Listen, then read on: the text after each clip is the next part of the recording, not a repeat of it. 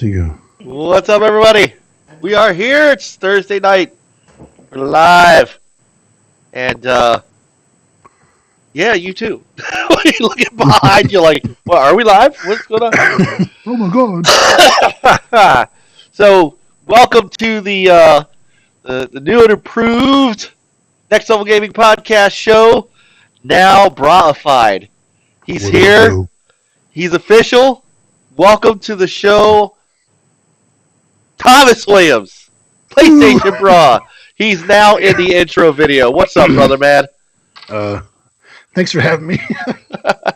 I'm so sorry about my voice, guys. Oh, no worries. I will try my best, all right? I will try my best. No worries. So welcome to the team. This is awesome, man. It was Here to win some championships. That's right, man. There is no I in team, okay? That's all we wanted to do, right? There's an I in I, though. Yeah, that's true. That's right, man. We're going to go into New England and win. Yeah, sure, right. Not with that amazing defense. I don't know, man. I'll tell you who could. Who? I'm starting to believe. I'm starting to believe. I'm not invested in it like I used to be. Right. I like to watch it now just for kind of like the football. But I'm starting to believe a little bit now Lamar Jackson's the guy. Oh, yeah. He's Till someone blows out his knee, then no, she's. Well, yeah, then there's that, right? So everybody said, "Oh, he's just like Michael Vick." I said, you don't want to know what happened to Michael Vick. Who's their backup? I don't know. I actually don't know. Go ahead. I'll look it up. You can. Okay, I have no idea who the backup is. So anyway, so what's up, everybody? The chat room already hopping. Look who we got in there, man. Let's go, Super Cooper, our brother Super Cooper. Got Stinky Super. Baby. Stinky's in there. Who else is in there? Dirty J. Techno John. What's up, brother? Oh. Shizno Elite back in the house. So welcome, everybody. And Chris will be along. He had to run out, but he promised this time, even if he has to get in on his phone, he'll be here. He'll be ready. So we'll get him in as soon as he can. Oh, he said when. All right, hang on. All right, hold on. Let me see if I can get the. I don't see him. Brother Bra. He said when, but he's not green. All right, hold on. Let me tell him. When? You aren't green on Skype. All right, so Chris will be in just a minute, dude. AEW wrestling. I'm a believer in that already. Yeah, I was just watching it before the show. Oh my goodness, man! Well, periodically, but it was good. Tell you, Chris Jericho is back. I mean, Oh yeah, he is. I've always liked Chris Jericho. I've always Hell liked yeah. him. But man, the only thing I don't like is that Uh-oh. face paint he's got on. Oh, the heel No, like Jericho look. Yeah, he's been a heel without having that. He makes an awesome heel just with the Yeah. way he talks, just his mic skills. He honestly doesn't need that face paint. So, but yeah, man, that is some great stuff. The Painmaker. So, that was some great stuff. And they got some good wrestlers, man. The Young Bucks. Mm-hmm. They're really good. Private Party. Lucha Bros. Yup. And of course, Cody Rhodes. Yeah. And of course, you saw, I don't know if you the first week Kenny you Omega. Yep. You saw Dustin Mm-hmm. Rhodes, Gold Dust, Kenny Omega, right? And man, they got a hot show. I met Kenny Omega at E3. Did you really? He was walking, and I'm in the crowd, and I was like, Kenny, what's up, man? I'm like, you kick ass. I shook his hand. I gotta show you that. I told you. I don't know if you know. I don't know if I showed anybody this, but when I went to too many games, I'm coming back. When I went to too many games, they were showing off that Retromania wrestling game. Mhm. I got to meet Tommy Dreamer. That's right. I think you Yeah. told me about him. Got his autograph. Took a picture with him. He's a cool guy. Nice. Very cool guy.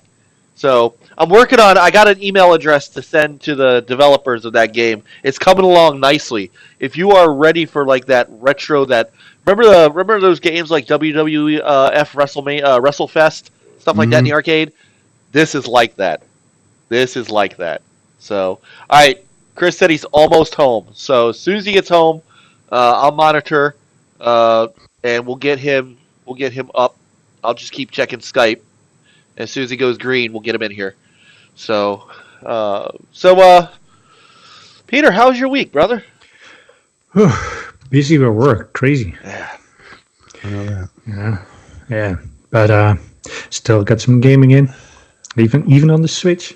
Lucky Need you. some Switch? Mario Brothers Deluxe. Really? Yeah. Yeah, it's Talk- quick to pick up. Just Fun if you game. have like a few minutes, you can pick it up and play. That's fun. But Nice. obviously played some Ghost Recon Breakpoint. Such a Yeah, we're fantastic game. It's each time it's like, okay, I'm gonna you- sign off, and it's like, oh, there's one more chest. I'm gonna go get it. And You might be half an hour later, and it's like, oh, Might be the only one playing it right now. no. I know. We'll talk about that. Don't worry, we'll talk about that later. Yeah, But exactly. it's funny. My son started playing Wildlands because Nice. the home Xbox upstairs is the upstairs Xbox, so he's got access to all my games. So he's like, "Oh, what's this?" And all of a sudden, he's playing Wildlands. So at first, I thought, "How did he get Breakpoint?" Because I was going to be a little angry because he would only be able to get that with my credit card. So him and I were going to have him and I were just Have some never words. elite agrees with me. It's like you can't put it down once you start it. It's like So, we'll, like I said, we'll talk about what's Yeah. happening with that. But hey, look, man, I'm glad you're enjoying it. I mean, yeah. I don't care what anybody else thinks as long as I'm having fun. there's That's the it. bottom line. That's the That's bottom it. line. Because Stone Cold Peter said so. So, He said so, but yeah. so you just Breakpoint? Yeah, that's pretty much it. Okay. Right before the show, I played a little bit that downhill game. Let me see what the exact title is. Lonely Mountains Downhill. Lonely Mountains Downhill. Yeah, it's a fun little indie game for checking out. Riding a mountain bike down a hill, kind of like tabletop style. Okay. It's fun. It's Game Pass, right? It's in Game Pass.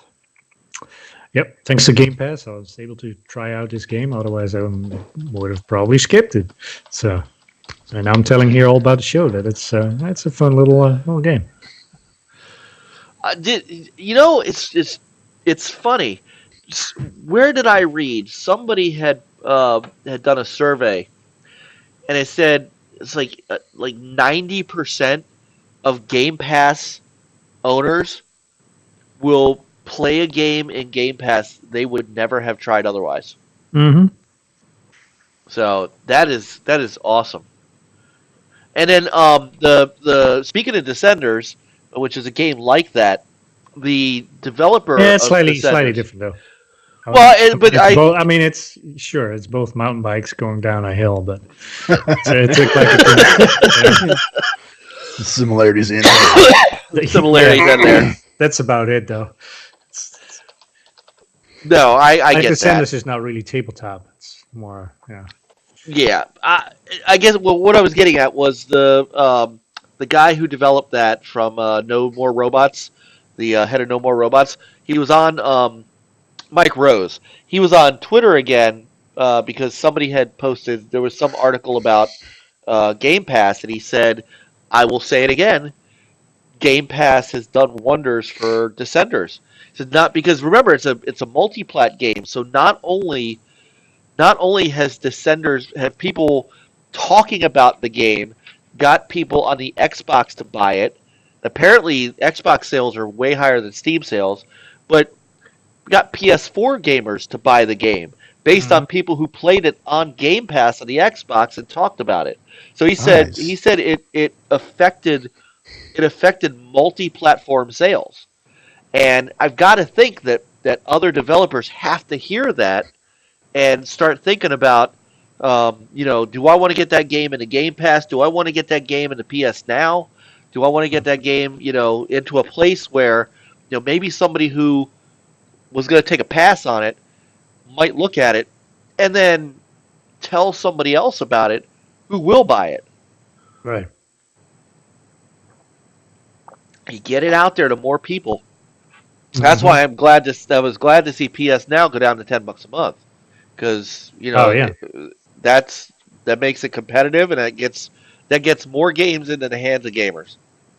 And anytime you can get more games into the hands of gamers, you win. Oh, look, man, we got Invader, we got Inferno. Whew, it is getting hot in here. Damn, 120 gigs. Whew. Wow. That is insane. What's up, Justin, bro? Justin, bro. Oh, my goodness. You guys. Oh, my goodness. So, Bra brings all the boys to the yard. It's so hot in here that we can all wear T-shirts. That's right. Yeah. Look at that. Take it off. Yeah. Scrolling by the... That's right. Let's see if Chris is wearing his. I got a work shirt on. Sorry. That's all right. Well, you got your PlayStation hat on. You're representing. Yeah, so, exactly. You know what? Now that I think of it, I have to go back to. I have to talk to Jay and ask if gotta see if we could put that on a hat, our logo on a hat. 'Cause I think it would look great on a hat. Mm-hmm. So, Whoa. oh! What is that? Whoa. What is that? I can see the future.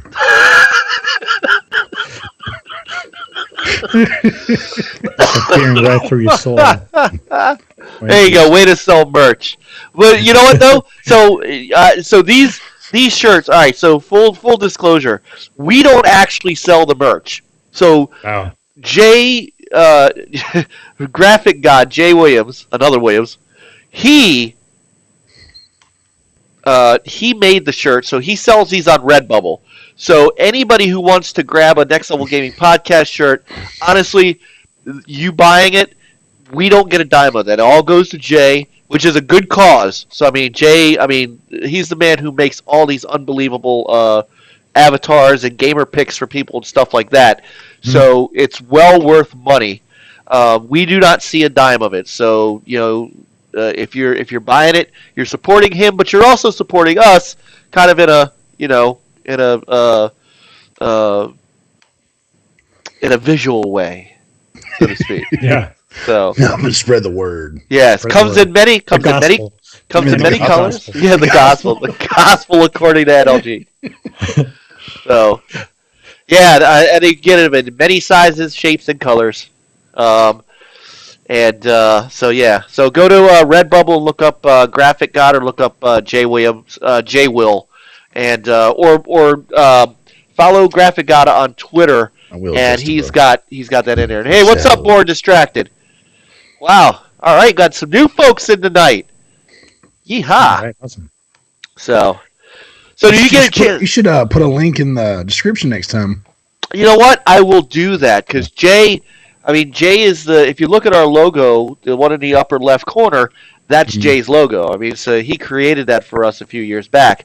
And then the big NLG piece in the middle here, the little controller thing, is actually our brother Dinero, really? Diego. Yeah, Diego. I didn't know that. Awesome. Yeah. So he did. Well, he also did that splash screen at the very end of our video. That's his. And a lot of our advertisement is Diego. So we have some great people that have contributed. But Jay's he's kind of an unofficial member, thanks to what he did for us with the original logo, and it's awesome. So anyway, so Thomas, while we're still waiting on Chris to jump in, did you get a chance to at least game this week? Yeah, I played some Concrete Genie. Some Mario Kart 8 Deluxe. All right, that's a Concrete Genie. Yeah, give us the scoop. Good. It's right now I'm in the game. It's still kind of a puzzle. Oh, I'm so sorry. It's okay.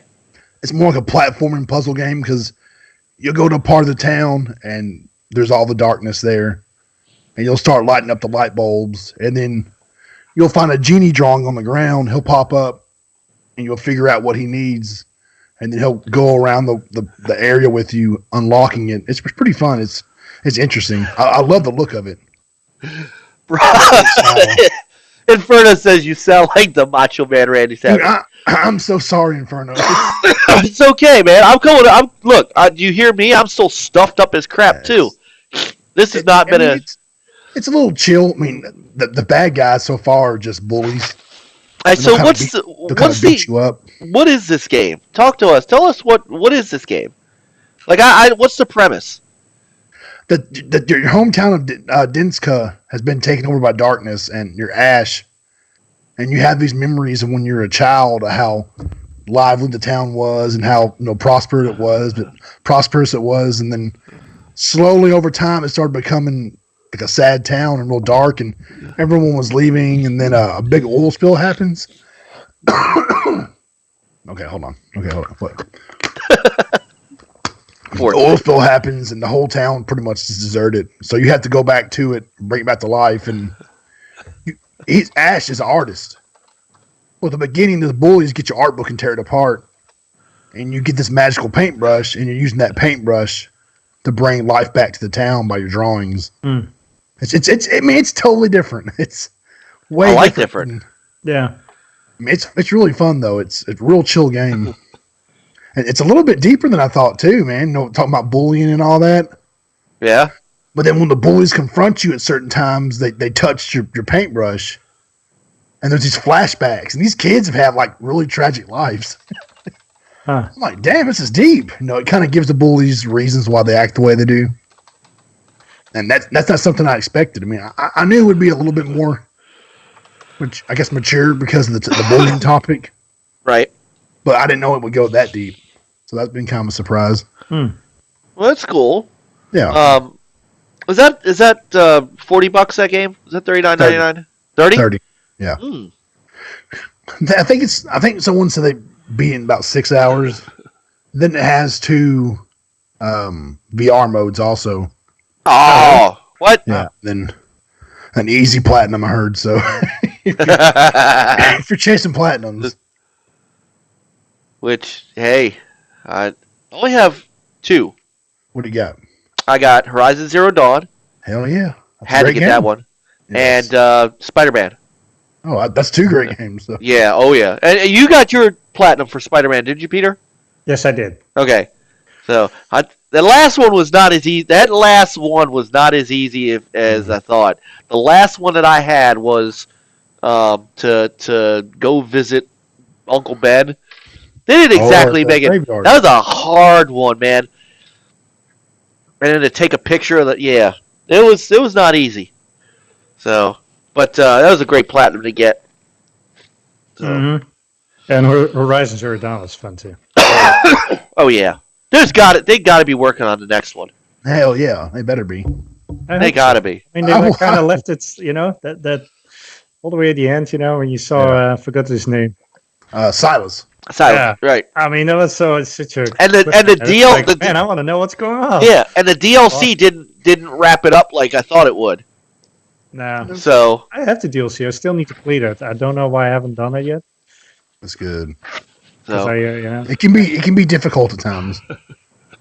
They introduce some new bad guys, and you're like, son of a bitch. Where did this come from? But it is really fun though. It's really enjoyable. What's up, the four amigos? Well, we are. I'm typing it in there. I just wanted to say, man, to have you joining us full time, man. I'm just stoked. We were like, well, I said, I'm honored that you asked me, man. I was are you kidding me? We were like, so after we got done the last one you were on, and we kind of talked around it a little bit at the end of before you jumped off, and I jumped into the Discord room and I said, so we asking Thomas to join us, and like I couldn't even get like Chris was like, yes, Peter was like, hell yes, And I was like, let me go ask him. So You said brotastic. broadtastic. Yes, that is what you said. He said it's broadtastic. So it was like a no-brainer because Thank you, man. It made me feel good about myself. well, and we've been we figured we just waited too damn long for you to bring your show back, so you just come on ours. Yeah, I'm down. It's all good. So and so it's so great to have you, and I'm looking forward to a great future here with the four of us. It's just awesome. I was excited about tonight until my voice just kept getting worse. It's okay. Dude. It's seriously, it's okay. So I saw what's my up, boss at Indie work. Gamer? I'm so sorry, man. My voice is going out on me. So it's all right. It's okay. Now, because I have a cold. Are you sick or are you just the voice? It's just my voice so far. It's just been really cloggy, really scratchy, and it's just been getting worse. Yeah. I don't know why. Yesterday morning I woke up and I was like, I started coughing. I'm like, I said something to myself. I was like, oh no. Hot tea and honey. That's what I do whenever crap I got comes some honey along. right here. Sometimes, man, I tell you, put it on a spoon. That shit'll coat your throat, man. Because when I have to play a gig with the band and I've got all this nonsense going on, I do that a few minutes before I start singing. So, no, it's me, Indie Gamer. Okay, I'm confused. I go into other podcasts now, and I say, "Hey, everybody," and they go, "Hey, wait, is it Mike or Fastback?" Like I just keep guessing. So, wait a minute, how did Coop get Outer Worlds? Cooper, how did you get Outer Worlds? Don't worry about it. He changed his settings to New Zealand. There you go. It's out on Game Pass? What? I thought it was officially available now. Is it? New Zealand? Yeah, you could preload it already. Yeah, but he's playing it. Show's over, guys. Gotta go. Right. He's actually playing it. How in the hell is he playing it? If it was, I thought it was midnight. That just ain't Sneaky. Came out at 4 p.m. his time. Oh shit. All right. All right. Chris just got home, so as soon as he's all right. So while we're doing that, while he's getting ready, let's actually get into the meat of what we're doing. 'Cause we could be here talking about all kinds of crap all night. So let's start with the fun stuff. So he said, John said you sound like McTavish in Call of Duty. You kind of do. I'll take that. You kind of do a little bit. Oh, that's hilarious. Hey, the game's out. Modern Warfare's out now. It is, and one of us bought it unexpectedly. Who? Your son? Yeah. Thanks, Dad. The credit card. Yeah. So you got it, Peter, right? Yeah, COD? Yes, I did. I caved in. Well, because like Nate said, like, I'm still gonna get it. It's like, okay, then I'll get it too. Hey, somebody's taking shots of honey. Shot. Hey, I'm trying. Okay. That is fantastic. No shame, okay? No shame. No shame at all. No shame at all. All right. So, did you digital or physical or what, Peter? Digital. So you'll get it tonight and playing it all night. Yeah, I already downloaded it. I think it's available already. I think it's 9 p.m. Eastern. Hey, if you got to go, we understand. Yeah, no, it's like he chased that. Oh, that's right. Indie Gamer was at EGX. So we got to get him. Oh. We got to get him on the show to talk about it. What all did you play, bruh? Yeah, maybe next week. Oh, yeah. Andy, let's talk about. We can throw you right up here above Bra, right here in that fifth spot. We'll talk. We'll talk. What was EGX? Canada? Europe. You're okay. Yeah. My bad. I thought so. All right. So he's almost here. I know. I'm trying to drag it out, but we really can't because I don't want everybody here till midnight. Beastie 'Cause, McNasty. BC, BC. BC, what's up, Nasty. buddy? All right. So first and foremost, welcome to this nonsense. Oh yeah. So Welcome to the world. So I don't know why, Why? but Why? for some bizarre reason, Bethesda Oh decided, God. yeah, Bethesda decided that if you love Fallout 76 so much that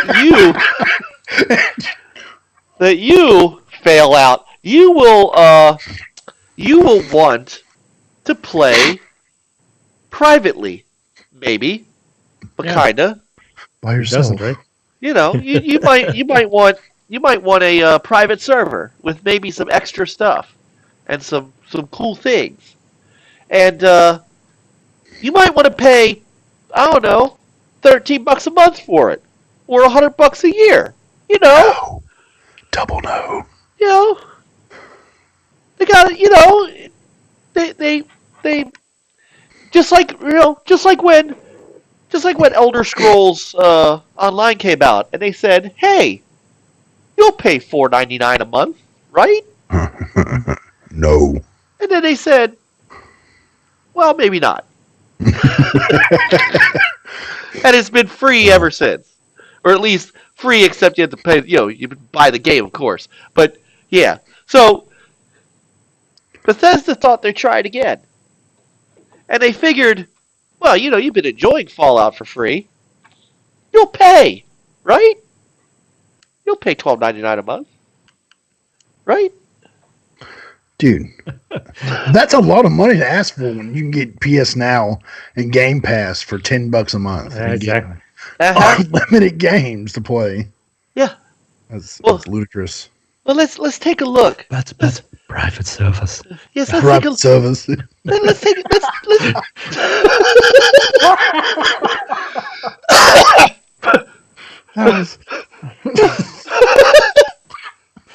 I can't even do it. Do it again. I can't do that on command, man. That has Yeah, I to know. Private service. Yeah.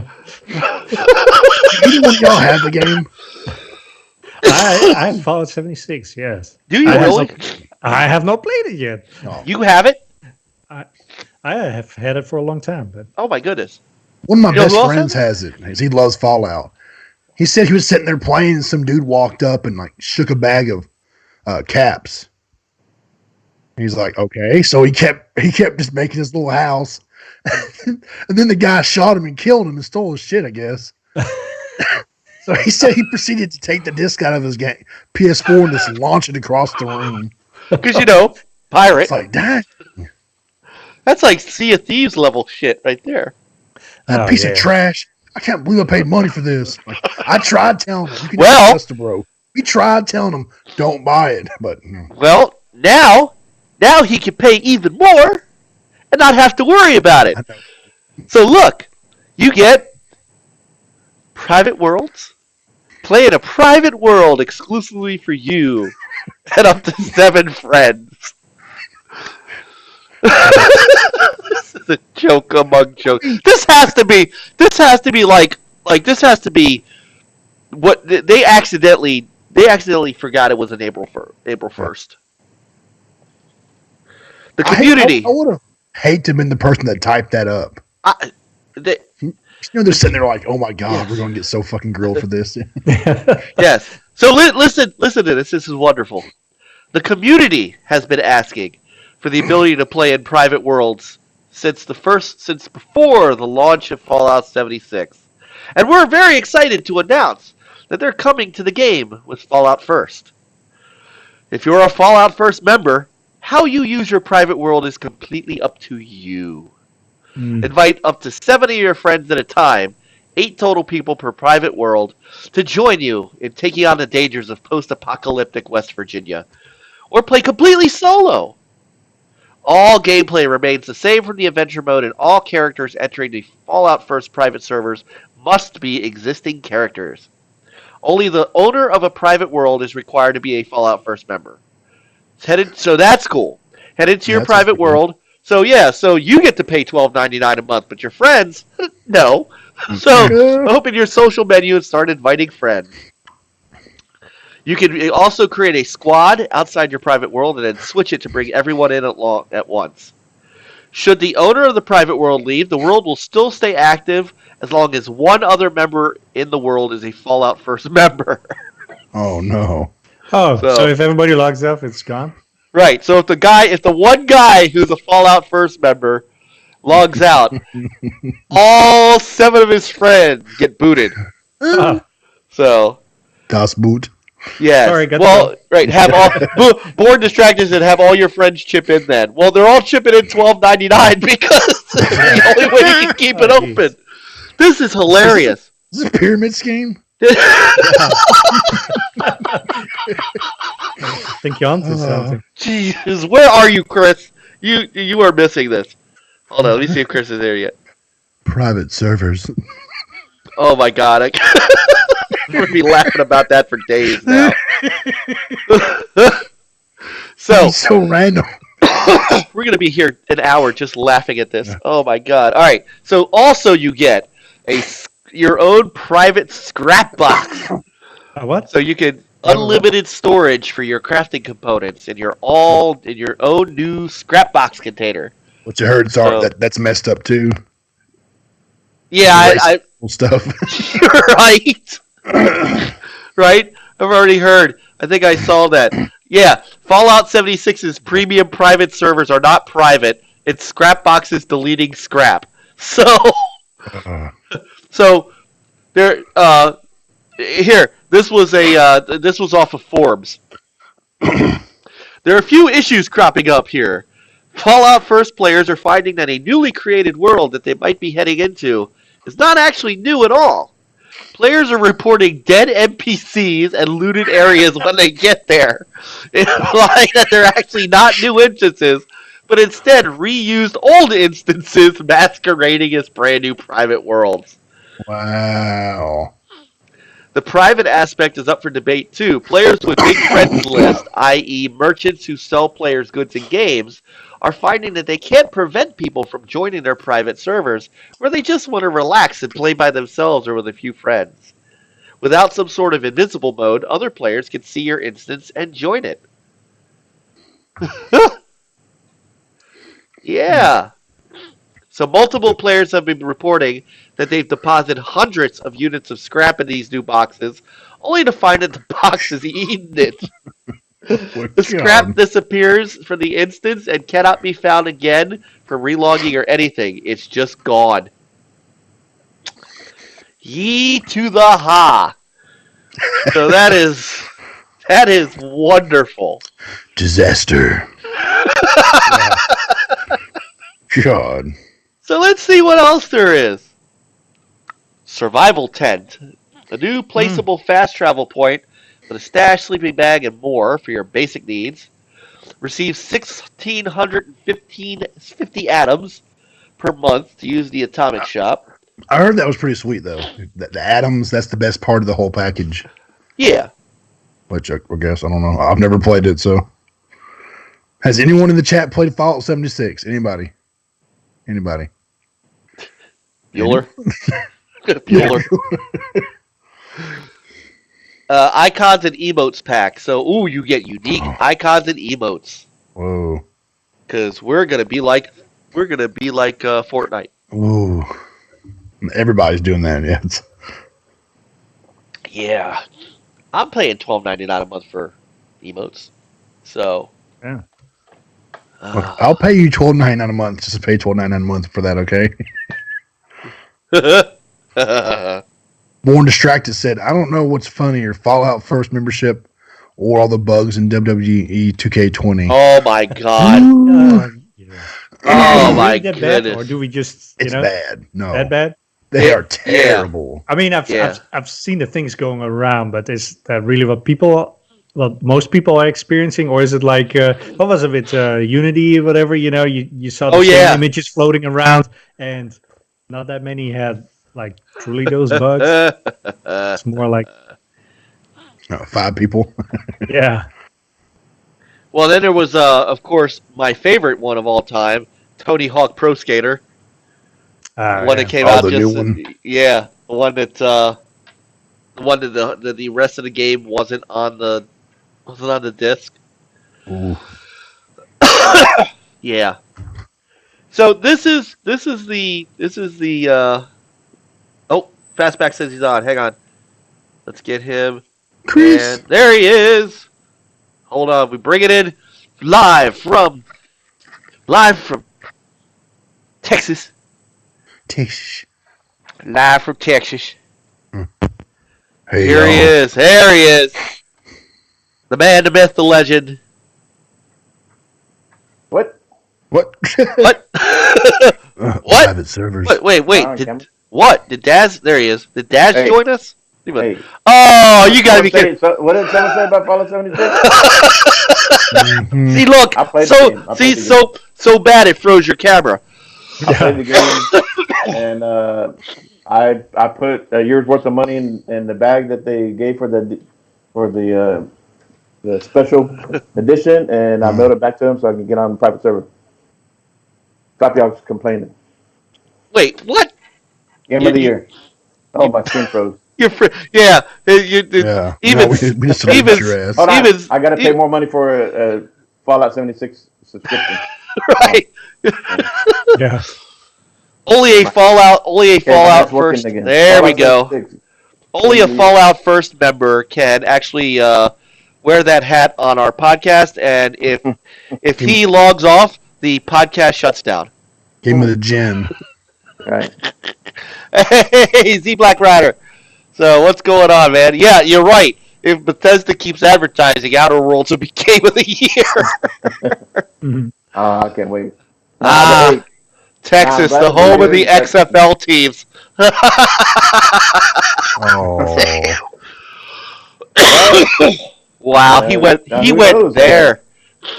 Maybe going forward after Outer Worlds, Sorry. everything works out successful, they might be doing the next Fallout game. Who knows? They might get a contractor. Yeah, Obsidian might have to buy that. IP. So, No, but Sir. it's good to be here. Good Yes. to see you guys. Yeah. well, look at this, man. We got the full crew.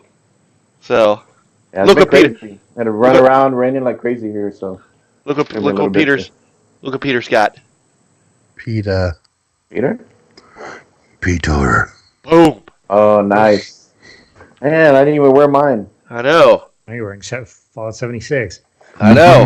You're on your own now. Yeah, you get your own private world. Yeah. Nah, real quick on this. I'm not interested in it. I mean, I follow a lot of people on Twitter who are big in the Fallout world. You know, they have communities and stuff like that. So this might be for them, to where they want to kind of get off the grid and do their own thing. And some of them probably they stream. So maybe something like this is where they can invite people, some of their, people that are part of their streams and stuff like that. You know, because people do that a lot. You know, they did it with Ark Survival, and people had their own private server, and they invite people in. You know, so mainly for those type of people. But Yeah, I don't know. but it's broken on top of that. Oh, I'm sure it's broken. Oh no, we were just talking. We were Fallout 76 don't work right out the gate. Come on, we now. were just talking about that. So the private worlds, people are saying they got into the worlds and they saw looting and dead NPCs, and this new unlimited scrap box. You put scrap in, and it's you just see like the ticket muncher at Chuck E. Cheese. Mm-hmm. Yeah, it destroys your scrap. So the game is broken. They're charging you money for brokenness. You gotta wait till the next DLC. Come on now. Jago in the house. Put another $1 in that. To put another in that dollar. bag. Put another $1. Put another $1 in there. Fallout bag.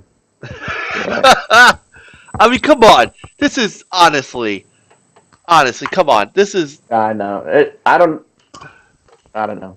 But this at kid. least it's an option. They're not forcing anybody on it. But True. yeah, it's for the hardcore. So if they don't Yeah, get it right, then they're gonna lose it more of their yep. hardcore. If you're paying So, $65,000 for Fortnite shit, you're paying $12.99 a month for Fallout and stuff, I guess. yeah. So But real quick, let me go back because I was listening to y'all while I was driving.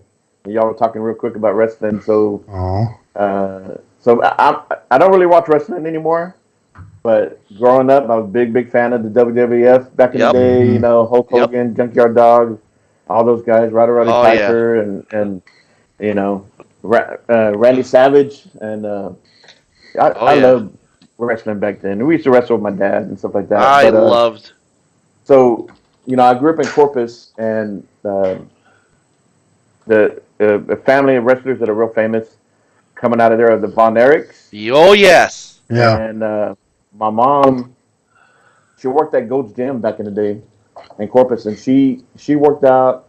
She met the one Von Erich brother that was still alive at the time. He was the one that I think he became the Texas Tornado. Was He that was the bigger one. I can't remember his name. There's that? somebody in chat. Well, Diego might know. there was Kerry Von Erich. There was Yeah. Kevin Von Erich. There's David Von Erich. There was Fritz Von Erich. He was the dad. 2 or 3 of them passed away young. Oh. Yeah. And I then mean, late. the one that was the Texas Tornado, he passed away later on. So it's like they just seem to have this curse on the family. That's what a lot of talk was. It was Kerry. Kerry Von Erich was the Texas Kerry Von Tornado. Erich. That's the one, yeah. I think my that. mom said he was a real nice guy, and she worked out Yeah. with him a couple times. And So that's Lacey Von Erich's dad.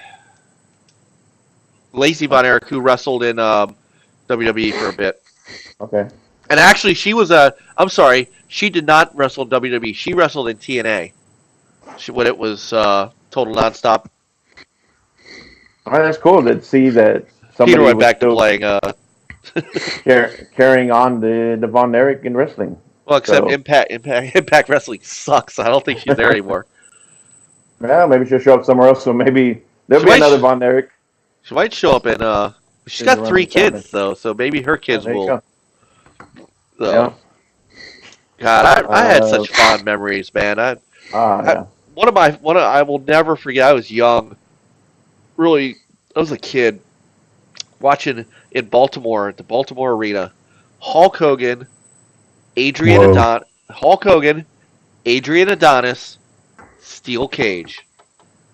Oh, Adrian snap. Adonis tries to splash Hogan from the top of the cage, and Hogan rolls out Boom. and then hits him with the leg, and that was over. it. It was over. The place went crazy. But I will never forget that image of Adrian Adonis on the top of the cage like this. And he had the back, when he had the hair, the flaky hair, and I mean, man, those were the days. We could have a whole show on wrestling minus Mhm. Peter because he hates wrestling. Yeah. It's fake. It's We not- know. Yeah, it's sorry. I think you need to grow up with that stuff. You I- kind of do. You kind of Come do. on. If I had a son, or if my daughter was into it, I'd probably be into Yeah, it nowadays. But that's what it was all about. It was about just kind of having fun. It was just stupid fun. I mean, It was stupid fun and storylines and stuff. But Yeah. but Peter, you're right. If you, as an adult, if you hadn't grown up with it as an adult, it's hard to get into. I understand that. I actually do. Because I got out of it for a while. The WWE is just garbage. Yeah. And I tried to watch TNA, and they just were also garbage. And they couldn't keep anybody. And I just lost it. Like I've watched AEW, and I have friends that still watch wrestling, so we'll kind of text each other. And of course, Sean Foster, our old buddy, he likes it, and so we'll, I'm trying to watch it a little bit again, but I kind of understand. If you're not you gotta. It's like watching a movie, knowing what the movie is. Like if you are, it's like watching a movie, a popcorn movie, and knowing that you're not getting a Martin Scorsese film. You know, knowing that you're getting a Marvel film.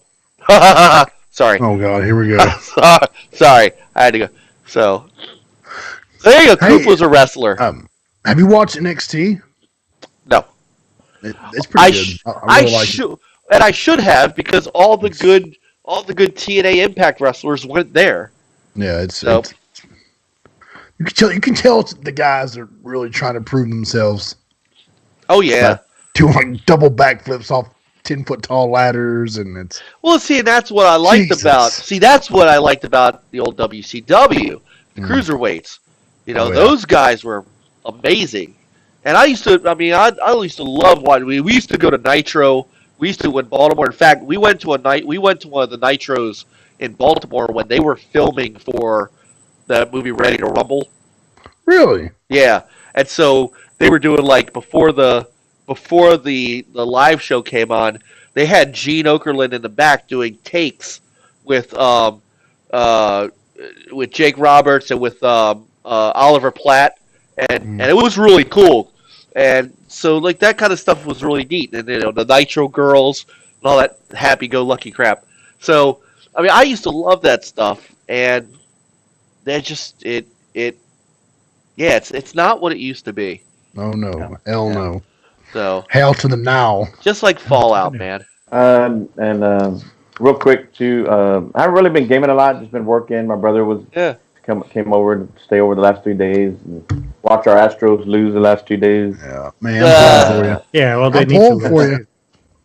Oh, And, yeah. Come on. How Go home. come y'all don't say the same thing about my Dallas Cowboys? Oh, did you hear? I told you, man.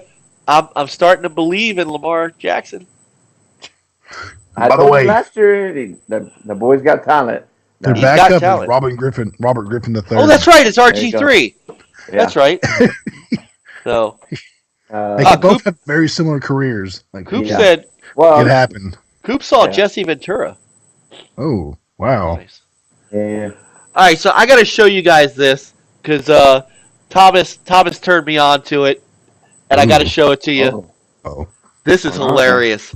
Hilarious. So, somebody, I guess Bethesda also wasn't fast enough to scoop up all the domain names for this. So, someone grabbed Bless you. Falloutfirst.com. Now, I'm just, okay, so, warning, spoiler alert, there's some language here. So, YouTube, we I'm a apologize in advance. This isn't ours, but you got to see this. I can't. Can we get to the top of it? What's Fallout?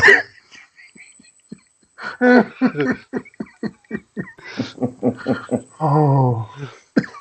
The Fallout FU first. What's included behind the Fallout FU first paywall? I like that. I wish that's what it was really called. And really, they have been only the dumbass who bought this membership who owns the private world will be required to be a slave. I mean, so they basically took the website that the real website and rewrote it. The sex tent. Hold on. The sex tent comes complete with a stash, sleeping bag, scrap box, cooking station, and even an instrument to help you blow hot air up your ass after a Okay. All right. So I'm going to turn this off. You guys can go see it for yourself at falloutfirst.com. Spell out the word first. Wow. Now I played a bit of Fallout 76, and I got it when it came out. And me and Anchorman, we both played together a few times. Ivan. Oh, where is he tonight? I don't know. I'd love to get his take on this. Getting ready on Outer Worlds. But I mean, I had a good time. I knew what I was getting into, right? I knew this was not a traditional Fallout game. Um, but I went in there just kind of not knowing what to expect as far as the world, and just went out there and just started doing my thing. I know there was some bugs and stuff like that, but overall, I really didn't have a lot of issues, and I just had fun, especially when I jumped on with Anchorman every once in a while.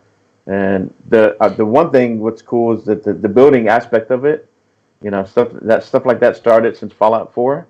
But the building mechanics and everything, it's fun. I mean, I've seen some really cool stuff that people have put together, and like I said, I follow a group of people that are big time in Fallout 76, and they have they would like Anchorman started kind of like a homeowners association, and he was over sitting, he would invite some of us would come on the same server with him, and he'd be like, all right, come over here, and we can get your house started over here in this location, just having fun with it and helping each other out. And I had other players come over and to check out my place, and then some people built me free stuff and gave me free things.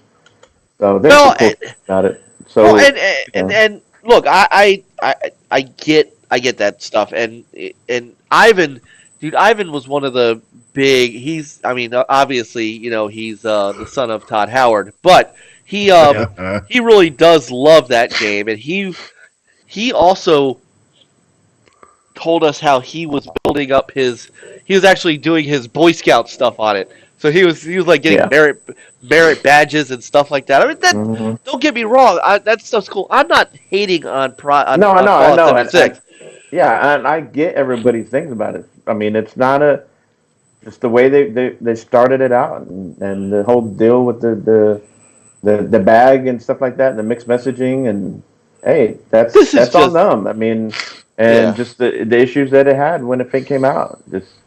It is what it is. I mean, but I mean, if you're willing to put some time into it, there is some good fun things about it. If you like Fallout World, you like the lore, it's a good game for you. I mean, it's a lot of stuff to kind of get into that world.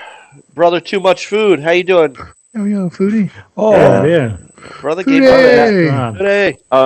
Real quick, as far as me, like I said, I haven't really been gaming a lot. I played a little bit of Breakpoint with these guys. I think not even last weekend, right? I don't know. I know you've been. I know, but I did jump on the Switch, and I went old school and played some Punch Out. Hell yeah! Punch Out. Yeah. And I asked you, what's this game? Because I NES Online. I love it. Yeah, I love that game. Punch Once I started Out getting into it, and you start getting into the rhythm and learning the moves of, Plus that music. It's like I got this. But my thumb, I could not use the joystick, so I used the D-pad, and the Joy-Con, but my thumb started getting a little blister, started getting sore like the old days. You keep pressing on that button. My son saw me playing Punch Out, and he went home and he was like, "Dad, I played Punch Out, but I got the guy at the end. I couldn't beat him." Like, sorry, son. Hey, congratulations, Foodie. Says he's graduating in December, passed his exams. Congratulations, brother. Nice. So, that's I awesome. downloaded Modern Warfare 2. Yep. Yeah. So apparently, coming out. Yeah. Apparently, Servers are off.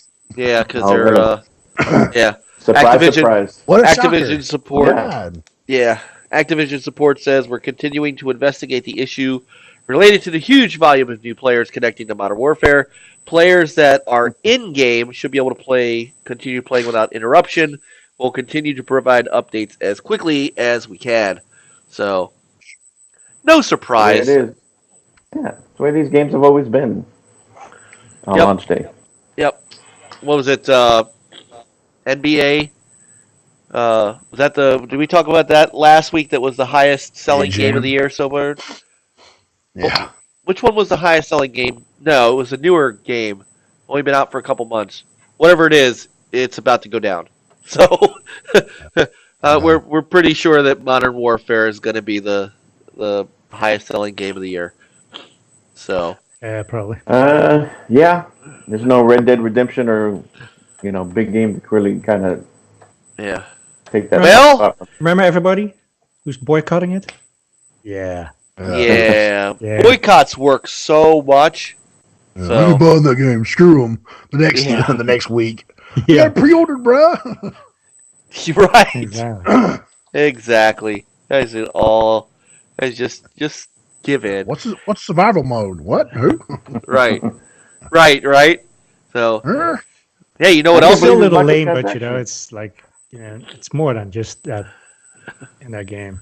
You know what else is not coming out now this winter? The Last of Us 2. Oh, So, No, it wasn't coming out this winter. That's a Wah. marinade level. So, marinate a lot. Apparently, it's not coming out until May now. the end of like the very. Okay, let's just call it June. Okay, May 29th. It's not May. That's not what. The freaking So, So the original release date was what? February what? 21st. yeah, February 21st. So it's like So- 3 months and a week. Yeah. Yeah, I mean, it's not that bad. It's like, damn. It's not Why'd that you bad. guys just have this huge event? That's Yeah, the part that I don't that's- understand. They had a pretty funny. huge press media event, and then the state of play. The last announcement is the release date for it. Right. Then not even a month later, we got delayed, guys. Sorry. I mean, I get it. Make it the best game you can make.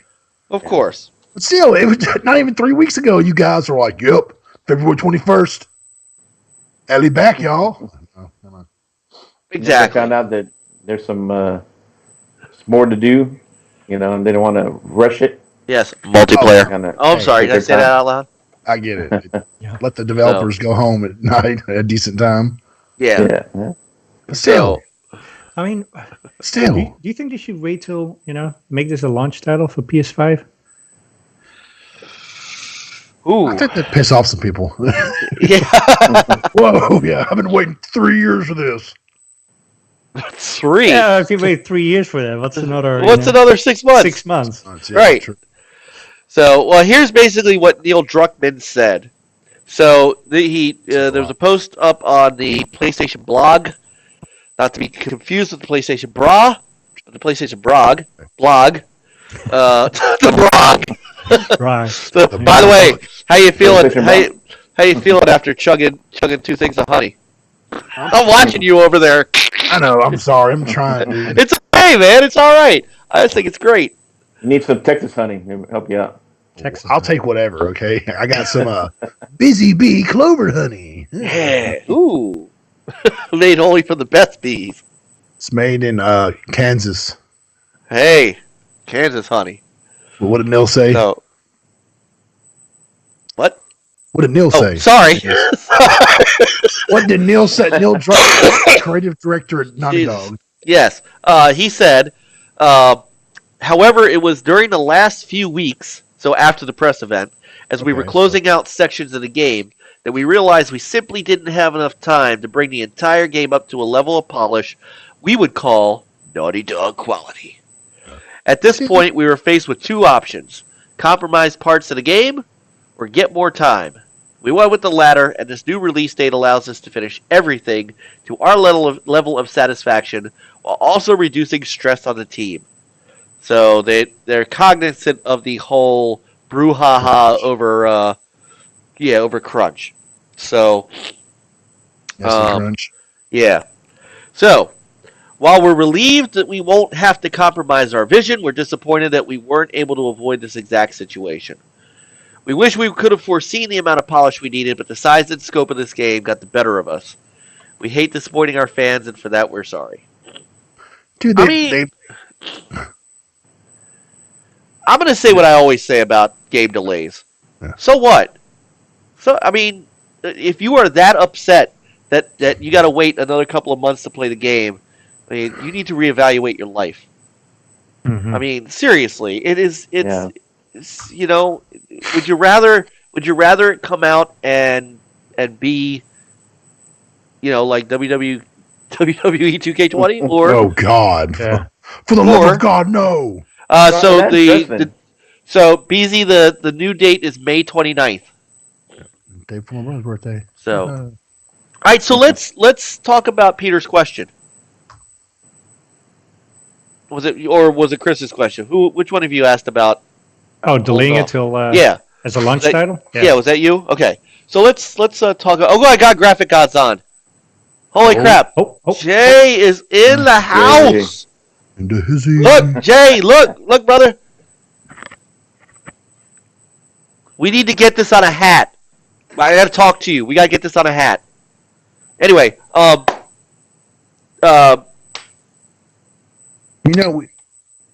we shouldn't have been surprised they delayed it because they also delayed the original Last of Us game. and they delayed. Remember, they delayed Uncharted 4. yeah. Yep. So and hell, didn't they delay the remastered version a few months? I don't know. Hold on. Because the And God of War remasters got delayed too, right? God of War got delayed, but see, those got delayed. Like, didn't Uncharted was November though, and they delayed it to March.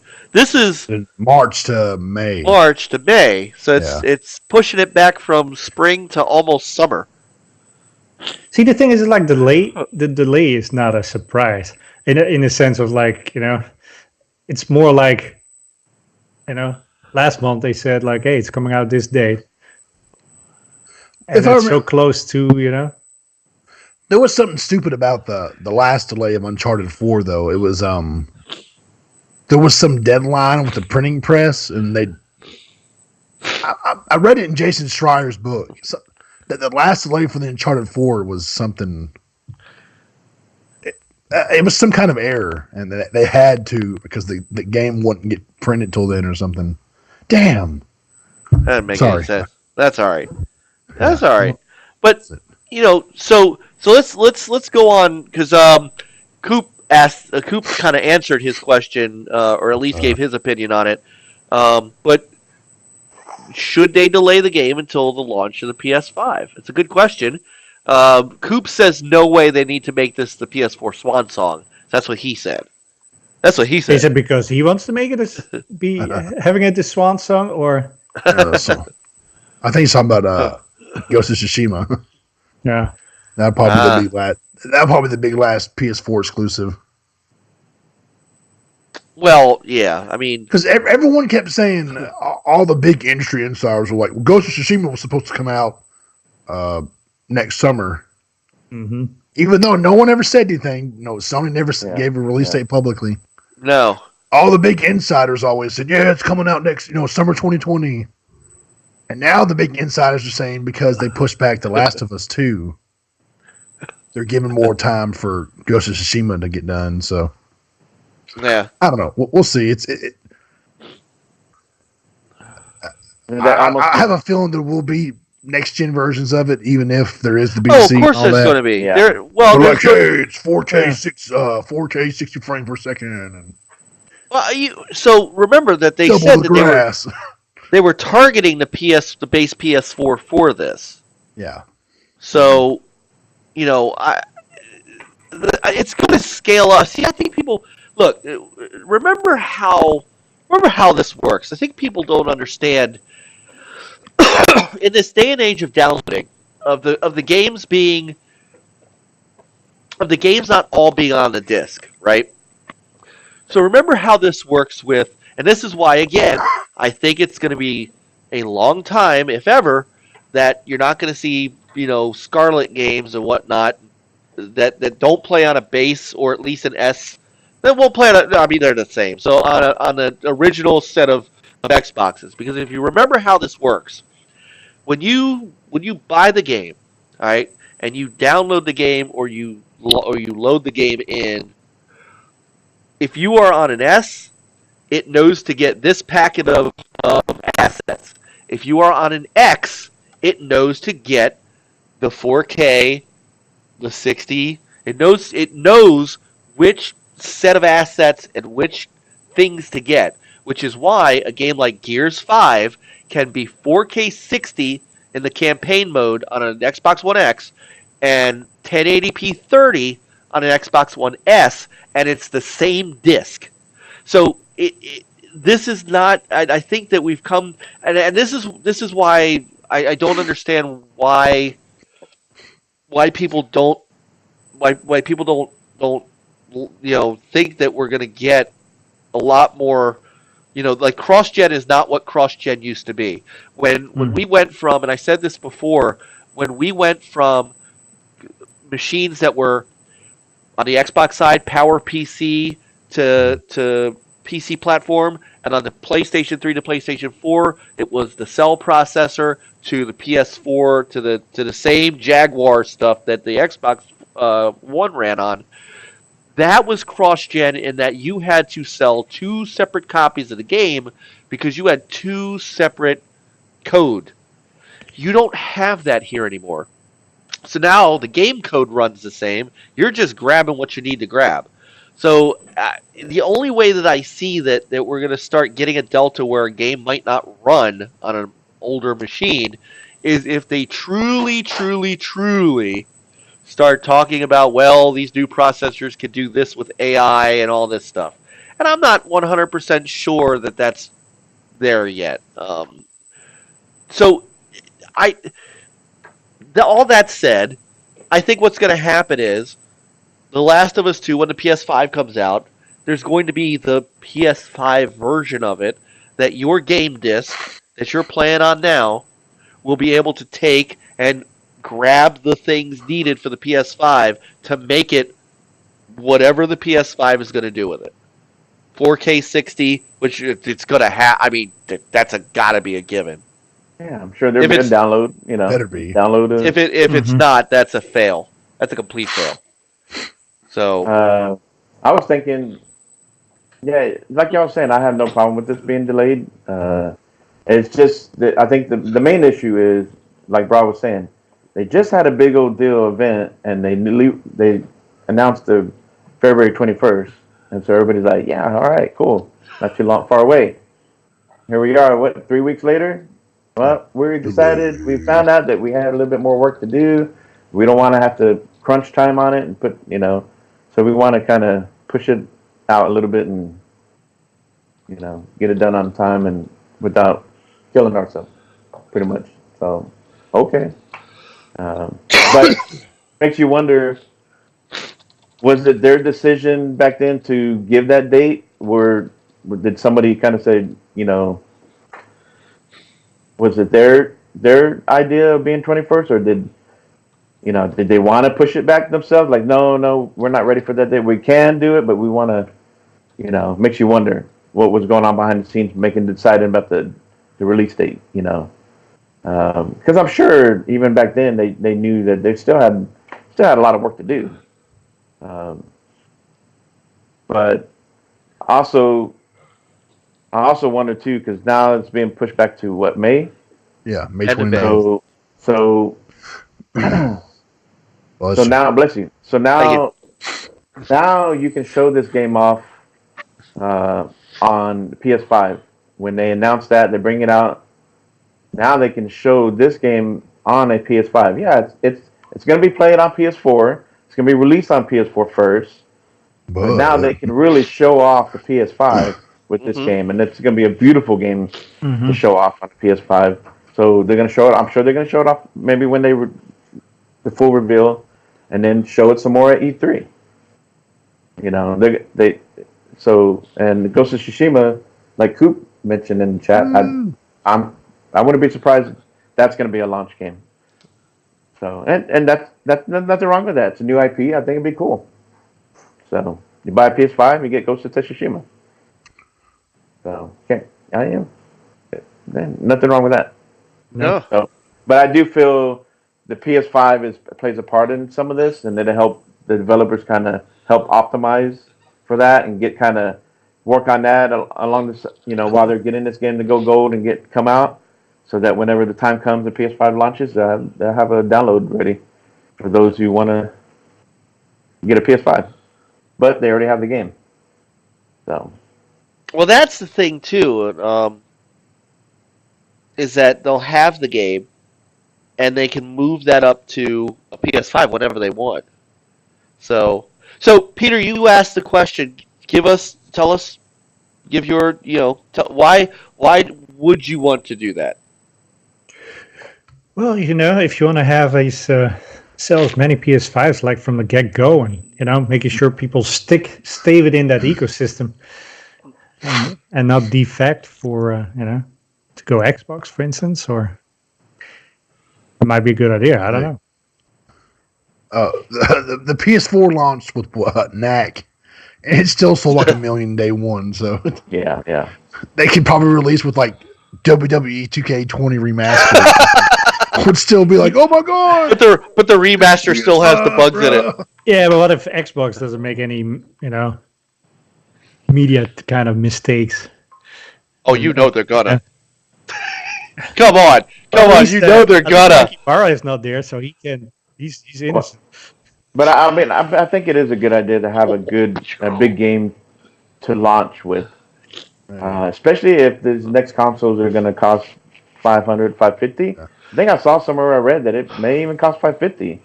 Well, and who knows? Maybe both of them will. So you got to kind of entice people a little bit, because if these games can still be played on the PS4, how are you going to convince people, besides the hardcore like us, who probably will get it day one, so and so, but the ones who are kind of like on the fence, these games are gonna look better on the PS5 no matter what. Oh man. So same thing with the Xbox.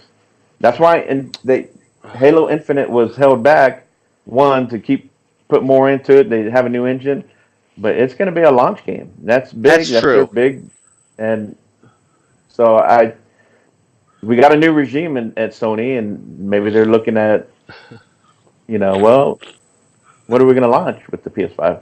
I'm sure there's going to be some other surprises. It'd be cool to find out.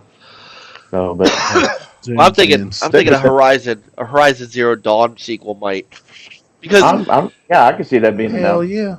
So PlayStation 5 will be the fastest console. Xbox will be the most powerful console. I mean, whatever. What does it really mean? Yeah, right. What does that really mean? Yeah. I mean, how much? I mean, the honest truth is, the Xbox One X looks phenomenal. I mean, Gears 5 was just eye-popping. How much more could they really honestly do? I think the big thing more is grass. You know how we went from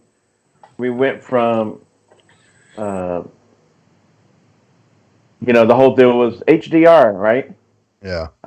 And 4K, and then pushing 4K. These next consoles are pushing. It's going to be about ray tracing. Yeah. And it's going to be about 8K. The loading speeds. Yeah. Almost down to nothing. Well, the funny thing is, you got consoles coming out with TVs that nobody's even talked about yet. Yeah. I guess that is true. I mean, if you want to, ray tracing, I guess, is one, and SSD drives, I could see that. So, but is that enough? I mean, is ray tracing enough for a $500 to $600 upgrade over an X? Yeah. I could see. Go ahead. No, I was going to say, it just comes down to the individual. Can they afford it? Or are they satisfied to continue going along? The X is very capable, and so is the Pro. There's a lot of games that are still look good on these systems right now. I'm sorry, but I'm playing through The Last of Us Remastered right now, and the base PS4 still looks beast. Yeah. But then again, I never thought that the Xbox One looked bad. I wasn't that guy. But same here. But playing through God of War, playing through Horizon Zero Dawn on a base PS4 was great. The only thing that I think I missed out of God of War, which I would have liked to have had, was a 60 frame per second mode, a performance mode. That's what I miss. That's what I'm missing out of these, is the performance mode. But what I'm struggling with here is my next jump is right now likely a PS5 because I have a base PS4. Excuse me. Excuse me. I'm sorry. Microsoft is in my force choke. No, I mean Yeah, hand me some of that honey. Oh God. So Scott, thank you. How'd it taste? The current Xbox One got a Dolby Vision patch. But the jump from a base PS4 to a PS5 is going to be substantial for me.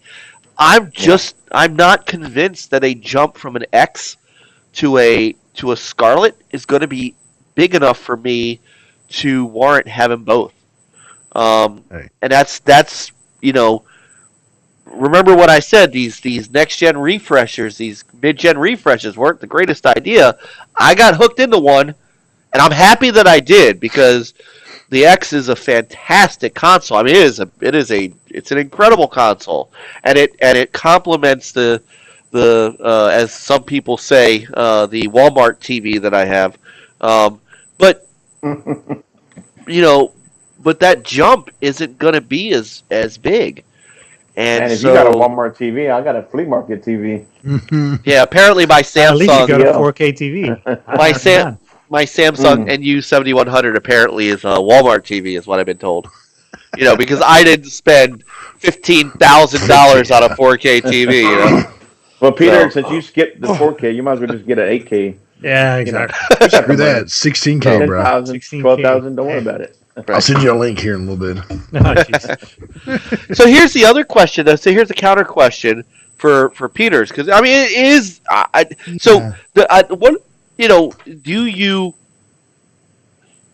Do you think that Ghost of Tsushima is enough to go up against Halo Infinite? Because these consoles are launching at the same time. Yeah. I And think so maybe Halo has a Oh, Halo's a much bigger bigger appeal. brand. Yeah, it's So people be like, Ghost of what? yeah, right. Ghostbusters, but Yeah, Ghostbusters with your I mean, private server. it's yeah. I think just what you said, just from a recognition, Halo Infinite has a bigger name, and so that's why another reason to have The Last of Us, being a launch title for PS5 might be beneficial.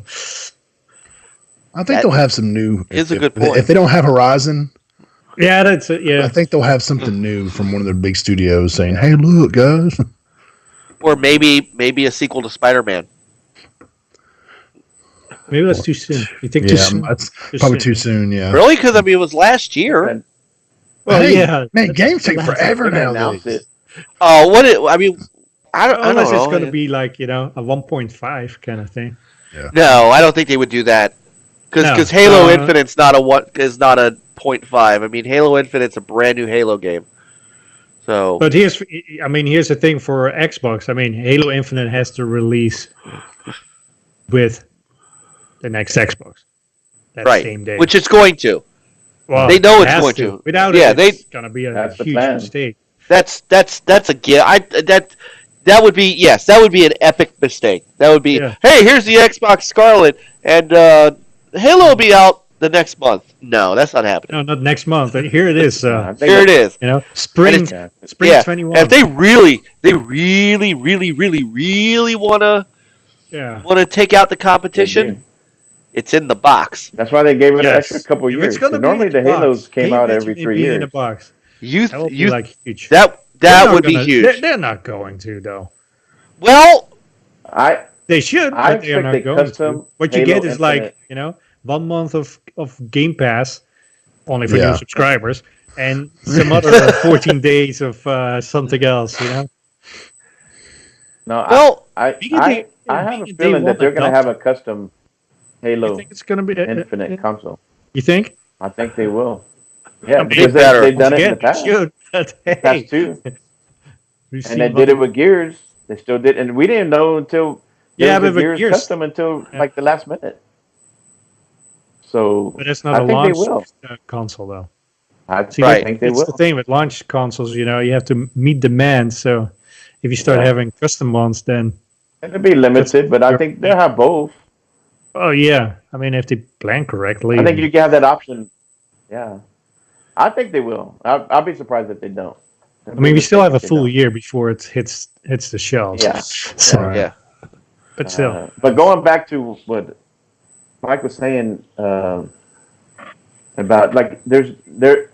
for him, there's nothing wrong. You know, like he said, he has a base PS4, and he already has an X, so it makes sense for him to say, "Well, let me get the PS5 first."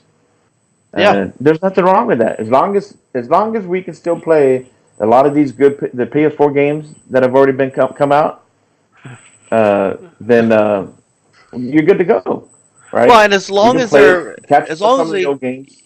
Yeah, as long as they come forward too. I mean, so The Last of Us 2 is going to run on it, and so is like Concrete Genie. I'm sure will run on it. The games that I have now should run with it. I did that with the X too. I didn't buy the X for a specific game. I knew that the games that I had would work on it, and some of them would be enhanced. And so I bought it without it needing a launch title. I don't know that. I mean, it needs a launch title. Both the Xbox more than the PS5. Honestly, the PS5 sells on its name. The Xbox console is going to have a good launch title with it, which Halo Infinite will be. But it's big. It is. You mentioned big. a SOCOM as a launch title. Oh, yeah. SOCOM would be something. Yeah, SOCOM would be so good. I've never played one. I always wanted. Really? But I didn't have a PlayStation. By the time I got a PlayStation, it was like, I got to remember. Blue Point's working on a classic. Maybe it's SOCOM. Please. Yeah. Is it? Oh my goodness! I mean, think about it. My first SOCOM game was on the PS2, and I remember when the first time I put the headset, because it was honestly that was one of the first times I did chat. It actually wasn't through Xbox Live; it was actually through the PS2 doing SOCOM, and it was so cool to do the push to talk, like I felt like I was like doing like a real like walkie-talkie kind of thing. Yeah. All right, I'm heading in. Over. And back then you didn't. This was before you had jackass little kids playing and stuff. So like you had other adults that were like into it like you were. I think that whole landscape. I mean, you bring up a good point. Do you think the landscape completely changed? That you have much younger players now playing these games? I mean, look for good or bad. Well, I don't think it's younger. I think it's we're getting older. We're getting older at a new. We are. Come on. We yeah. Both ways. We're getting older and they're getting younger. The next generation of gamers really have come in along the same lines as we did. Except when we were younger, it wasn't for a while when we had started playing games on a PC XT, Oh yeah, I started playing games on a VIC-20. But we didn't have online. So, and we didn't have social media and we didn't talk back to our parents either, but that's a whole other Great, a whole new show was just that. When as we grow up and as we were growing up and being introduced to online gaming in 2002, when we're already, out of college, it's different than, 12-year-old Johnny who mom got a PS4 and Grand Theft Auto 5, which is why it still charts every month. Yeah. So I got to show you guys this. You'll get a kick out of this. Let me bring it up. Hold on. Since we're on, since this is all about The Last of Us 2, I love how we veer off. I really do. My SOCOM review from 2003. Nice. SOCOM should be the reason you got your online adapter. And I meant it. I meant it. What did I give the game? I gave the game I gave it a 75. It's because okay, so good, read what I said. SOCOM makes a mediocre single player excursion, which it did. It was mediocre at best against other, because remember, at the time you also had games like Ghost Recon. You had games in that area that were much better single player games, but it changes to a completely different game when you jump online. Yep. And as long as you can find a room where there are people actually playing like it's a tactical game, you can have a great time online. So that was one of the first I tried it online on the PS4. PS2. Trying to think. So it was like it was like 8-man teams. No dial-up. That was the last. This was back when you had both. So the Xbox only had a broadband adapter in it, but the PS2 had the ability to swap out for a. You could get the broadband adapter, or you could get a 56K modem. So those who had the modem, the 56K modem, you couldn't play this. You had to go out and get the actual online adapter. So, it was also not it wasn't the greatest looking game either. It wasn't. So back before we had HDT, we're all talking about 4K. I always brought up games that had 480p progressive scan. Yeah. So that was in that day though, the original Xbox, the original Xbox and PS2 were 480p progressive scan. And as was the Dreamcast was 480 through the VGA port. So, it was a basic looking game, but the online was just so good. 16 players, 8-on-8. It was just, yeah. So this was one of my first online adapter reviews that I ever did. 2003, back when I was young. So don't you get a kick out of that? Nice. So, The Last of Us 2 is coming out in May. Board said wooden TVs. Wooden. No, that's further back. Wooden TVs. Yeah, it's a little further back. So, you know what I wish they had? Because the PS2 did do Pro Logic 2, but the Xbox did Dolby Digital. And I do wish that they had done more Dolby Digital with the PS2. So, anyway. So that was that. So Last of Us 2 comes out in 2020. So, speaking of delays. Yeah.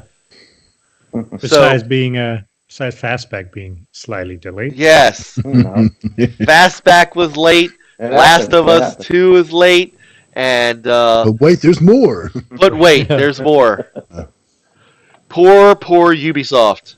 So we joked a little bit earlier about Peter being one of the only one. Wait, you had a 65-inch Mitsubishi? Yeah, remember the big one? Yes. Two-piece?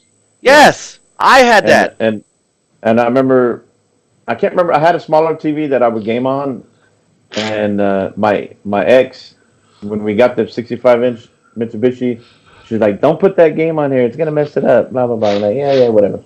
But when she wasn't home, I went over there and hooked it up. So Suck it. Yeah. All right. This is why we didn't stay together. Yeah, I had a 65-inch Mitsubishi until I got and then I got a 72-inch Mitsubishi, and now I have the 75-inch Samsung.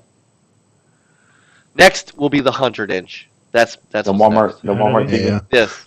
So, all right. So, poor Ubisoft. Mm-hmm. Ubi. Sorry, it was a kid show. Ubi. Yeah. So yeah, you might know that show if you have a young child. It's Ubi and it's stupid nonsense on there. Anyway. Anyway, so Ubisoft not doing as well as Ubisoft used to do. chug, chug, chug, chug, chug, chug, chug. Get that. I'm trying, okay? Yeah, it's 6 hours later, a drop of honey finally comes out. Oh, Y'all see the little guy over here sleeping? Oh yeah, Oh, the there he is. new yes. I try to get him in my lap, but he didn't want to. He was tired. Like, leave me alone. I am on my bed. Oh my god, he's adorable. Yep. Oh, A lot of work. Oh yeah, Well, yeah. Baby. it's like having another child. So did you? So how old? 7 weeks. Aw. Going on 7 weeks. 7 weeks. And his So name did is you- Boba. Boba. Boba Nice. Fett, where? Boba Fetch. It's Boba Boba Fett. Fetch. Boba Fetch. Love it. Nice. Did you? Are you crate training or are you just? Oh yeah. No. Yeah. No, he's gonna create all that. Yeah. He has to. I mean, we work so. But, I could. he's coming along good. When we had a cootie. couple dogs we had, I just couldn't do it. So when we had our dog, luckily it was already housebroken when we got her, and Yeah. so we didn't have to worry about it because my heart melt. And I know crates are the best thing for the dog, but my heart melts when I see an animal in a cage like that. That's why I can't go to an I animal know. store. It does, but See, Black Same Rider time. said, "Was that a lemur?" no, it's an old English bulldog. It's wow. a beautiful Okay, dog. It's part English bulldog. It's part American bulldog and mastiff. Hey, Blue. Oh wow! So Yeah. so when it gets a little older, a drool factory. So good luck Yeah. with that. Oh yeah. Yeah. So, all right. Don't So, drool. This my- dog sponsored by you know. Bounty, Sponsored by- the slobber picker upper. right. Yes. Only $12.99 a month. What? Yeah. Okay. Some So free napkins. right. All right. So Ubisoft not having a good quarter. They first off, let's talk about your favorite game, Peter. So Yeah. unfortunately, Ghost Recon Breakpoint. So Yves Goulemont said we have not capitalized on the potential for our latest two AAA releases. For Ghost Recon Breakpoint, critical reception and sales during the game's first weeks were very disappointing. He cited too short a time between releases of the multiplayer game of live multiplayer games. So remember, right after the Division 2 came out, came Breakpoint. So there wasn't a big gap between those two games. Plus, Yeah. people were still playing the Division 1 because they were bringing content into Division 1. So that actually also caused a smaller downturn in the Division 2. So he also said that too few differentiation factors in Breakpoint, which is so Peter, can you speak to that and you to an extent too, Chris, because you played it a bit. We've talked about this, you guys have said it's very similar to Wildlands.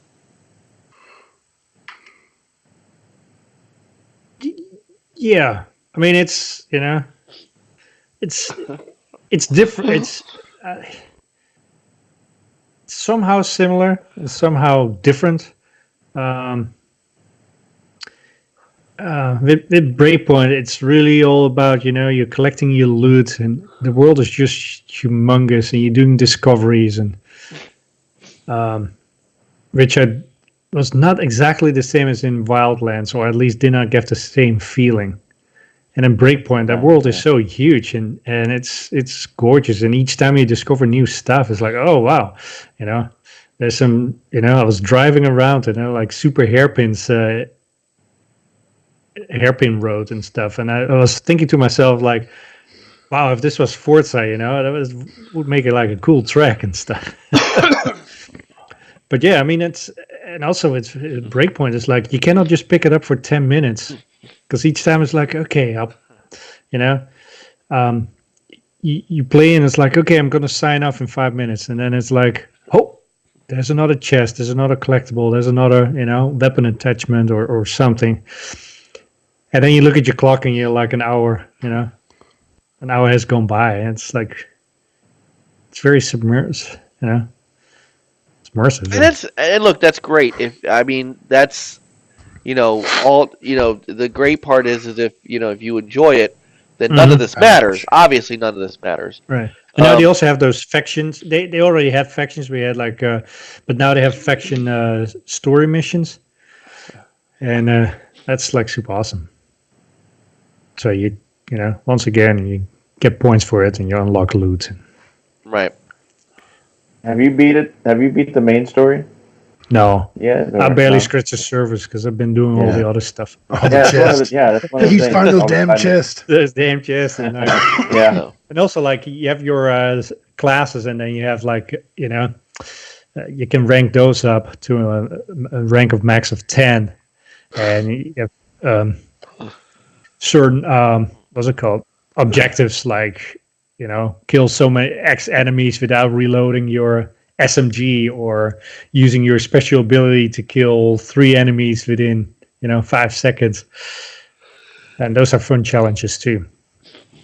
But what's really weird is that when we saw the first announced video, it looked much different.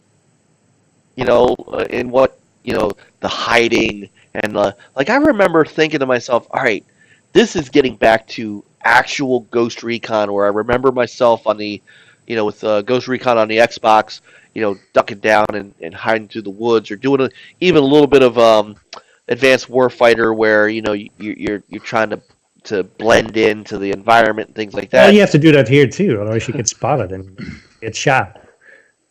Can you do? I mean, you do long range, long range sniping and stuff like that. Long range sniping, knife stabbing, sneaking up. There are drones flying overhead, like the big drones. So they will spot you, and once you get spotted, they will send the the wasps after you, and the wolves. Then it can get tough. Yeah, and I mean, these guys in the chat room are kind of they're Indie Gamer said that all Ubisoft does is churn out the same stuff. Their games are too cookie cutter. They should try innovation.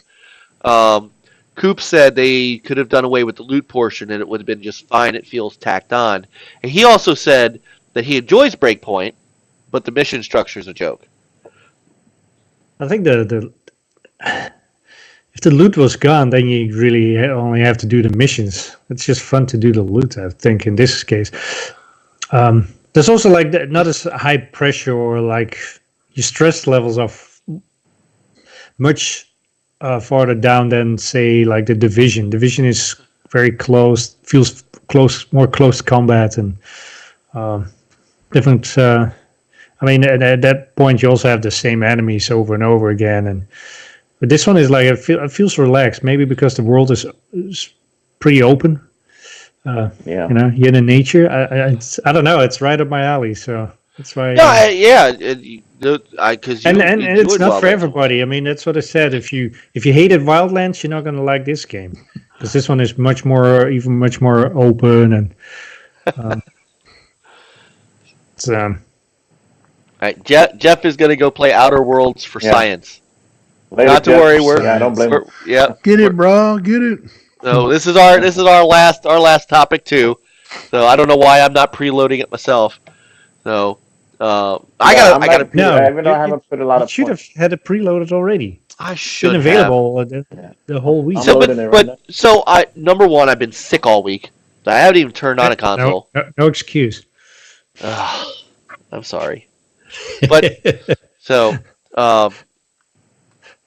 but I also I haven't turned on the Xbox. Well, I played I played some more xCloud, which was cool. Oh my God, I got a message on my phone. Shroud is now on Mixer. This guy. Oh yeah, and my question was, who's Shroud?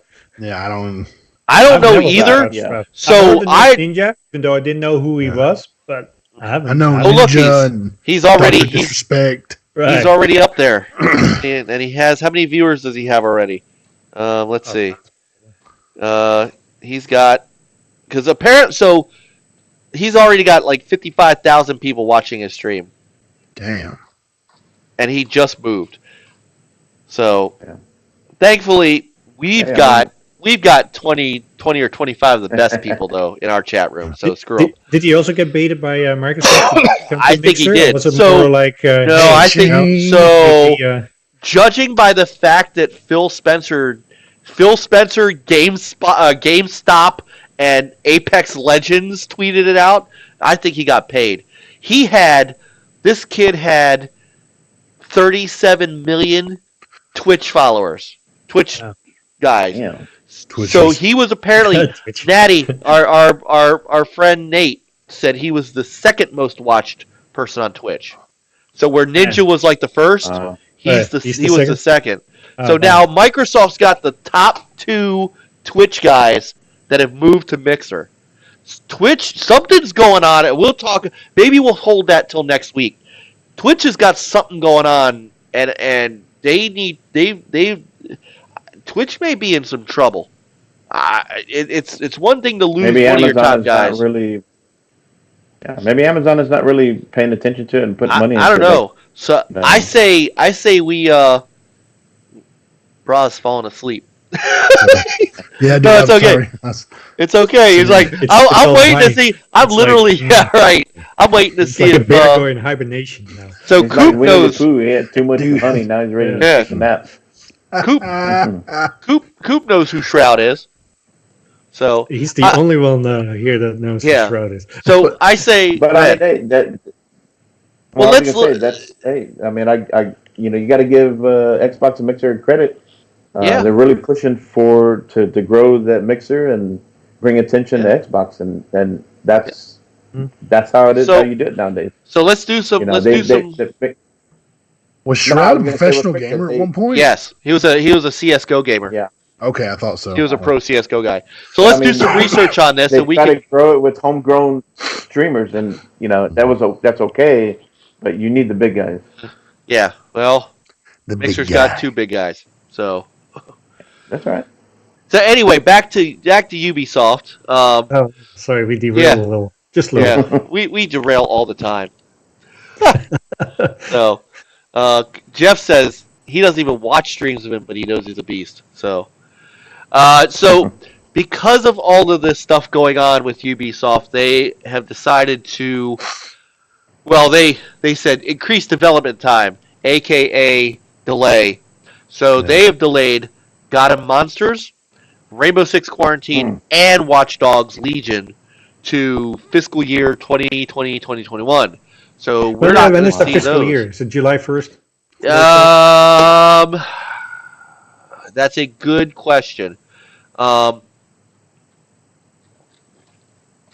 That's a good question. I Yeah, don't that's true. know that. I mean, I'm sure they're gonna have one of those come out next year, probably Legion, and then maybe the other 2 the following year. Hey man, Plus they're all they coming to still next have gen. Don't worry. Beyond Good and Evil 2. That's Oh yeah, still Born in Distracted work. said, what about a pirate game they were making? Oh yeah, that's That got delayed That too. delayed. Yeah. didn't even Delayed, or is mention it like shelved? That was wasn't it like Shanghai or whatever that was making it, It was or somewhere? That's a good question. Skulls and Bones, whatever it's Yes, called. yeah.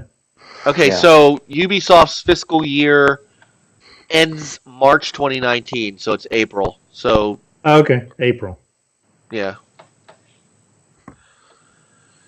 Ooh, I could see all Yeah, three. I mean- I could see all 3 getting next gen ports Mm-hmm. for sure. Yeah. so what somebody is saying is Show. Skull. Okay, so Watch Dogs Legion, God of Monsters, and Rainbow Six Quarantine will arrive late 2020. Skull and Bones, that's their game, won't debut until at least 2021. Damn, Wow. that's almost a 3-year delay. Yeah. Yeah, it's They like, how delayed big was Skull you and miss that? Bones. Just, I mean, After look, through 2018. No offense, I am not trying to throw shade at Sea of Thieves, but that didn't look as graphically beautiful from a graphic standpoint as when we first saw Skull and Bones. So how in the hell they're not far enough along to put that game out against Sea of Thieves, which is now kind of getting long in the tooth, is beyond me. Mm-hmm. So Yeah, but it's not the same type of game, though. I mean, No. Skull and Bones looks more like a pirate version of World of like tanks and the sea one, the Hey, battleships. there was another World pirate of game that Warships? came out, or is about to come out. Oh, Maybe That's the already one came. Oh. preview from the developers from Ark. Yeah, Right. yeah. There you go. No. Yeah. no, you're right. So I forgot the name. Yeah, I So- would think that game would be more in competition of Sea of Thieves, the one that's in game preview now. It already came out, but Skull and Bones is it's a different type of game, I think. yeah, huge glut of games coming out Yeah, next stripped fall. down That's version true. of Black Flag. Yeah. Yeah. Yeah. So Yeah. who knows? You Yeah. think it's gonna get canceled? I don't know. Nah. I don't know. Maybe they're waiting for next gen and have more horsepower in it. So Better So better here's- water. They have to less optimize the game. Yeah. so Just use, going back to Breakpoint. So this is interesting. But I pulled up the actual Ubisoft report for why they felt. I'm going to screenshot this because it is very interesting to see what their viewpoint is versus yours, Peter, because you really like the game, and they're seeing. Let's bring this up here. I'm going to call this Breakpoint. Oh yeah, there was one thing in there that the people that do play have like long play sessions, like 3 hours at a time. Yeah, but the numbers are not quite there. So here's what he said. At this stage, we've identified 3 main reasons behind the underperformance. First, it's harder to generate interest for a sequel to a live multiplayer game when prior iterations benefited from years of optimization. Consequently, we need to make sure there's more time between each iteration of live games. So what I'm thinking is they felt Breakpoint came out too fast, Yeah. too soon beyond Wildlands. I don't Wildlands or know. Division? Because like Division Peter, we 2. played Wildlands, Yeah, right? Division 2. Yeah. Like, yeah, I would. I don't would think say it was more too Division close to 2. Wildlands. I mean, that seems like Yeah. Well, but this is because- this is what it says. It says Uh, yeah, but they for- didn't specify the game though. What- Do they mean the Division 2? Well, first it says it is harder to generate interest for a sequel to a live multiplayer game when prior iterations benefited from years of optimization. So I think what they're saying is that that there was not enough time between Wildlands and Breakpoint to make it that different. Yeah, but the Yeah, thing I is, like, it disagree. seems like I played Wildlands Yeah. like ages ago. yeah, I Well, know. let's see. The Division, the the Wildlands, Division is still, coming out with Yeah. content and stuff. Well, that's yeah, part they of the should not have problem. released Division 2 and Breakpoint so close together. Yeah. No. Same year. That No, I agree Yeah. with that. But Yeah. Ghost Recon Wildlands only Wildlands? came out. Wildlands only came out in 2017, so it's only been 2 years. Yeah, that's- but I mean, Yeah. I it mean, had 2 a years, couple 1 year of DLC. content, and there's Yeah. no more content yeah, that came to me, out that game recently. didn't have- So So it didn't have the legs like the other one that's online that's been on the NBT. and see, I think NPD that's for- Rainbow Six Siege. Yeah, so Wildlands was fun while we played. We played a lot of it there at that time, a short period of time. But as far as for me, and I'm sure Peter's the same way, I was ready for Breakpoint going from Yeah. Wildlands. well, Yeah. also Wildlands, like all the DLC, played it and other stuff. Even Yeah, the they things weren't- that came out when you had the the Punisher was in it as a lead up to this game. So I don't think not- they yeah. were too close. Those No, games I were don't not think too close. I think it's the Division 2 Yeah. and, Well, and but I think they feel like the Oh. 2 year gap was because they are specifically saying prior iterations. So they're not saying when other games come out. So they're saying a sequel to a live multiplayer game, prior iterations. So I think well, if that's what they No, mean. yeah, Let I me get say it. this: they're wrong. Yeah. that's right. That's right, They're wrong. Eves. Eves. That's what they're saying, but we feel they're That wrong. you are right. So, second, our strategy of introducing gameplay innovations in our games has to have a very positive impact on our brands. However, To win over players, these innovations need to be perfectly implemented in order to offer an optimal experience. This has not been sufficiently the case with Ghost Recon Breakpoint. While the change of formula has been very well received by some players, with an average daily playtime, here's where what you're talking about. With an average daily playtime per player of over 3 hours, including you, Peter, it has also been strongly rejected by a significant portion of the community.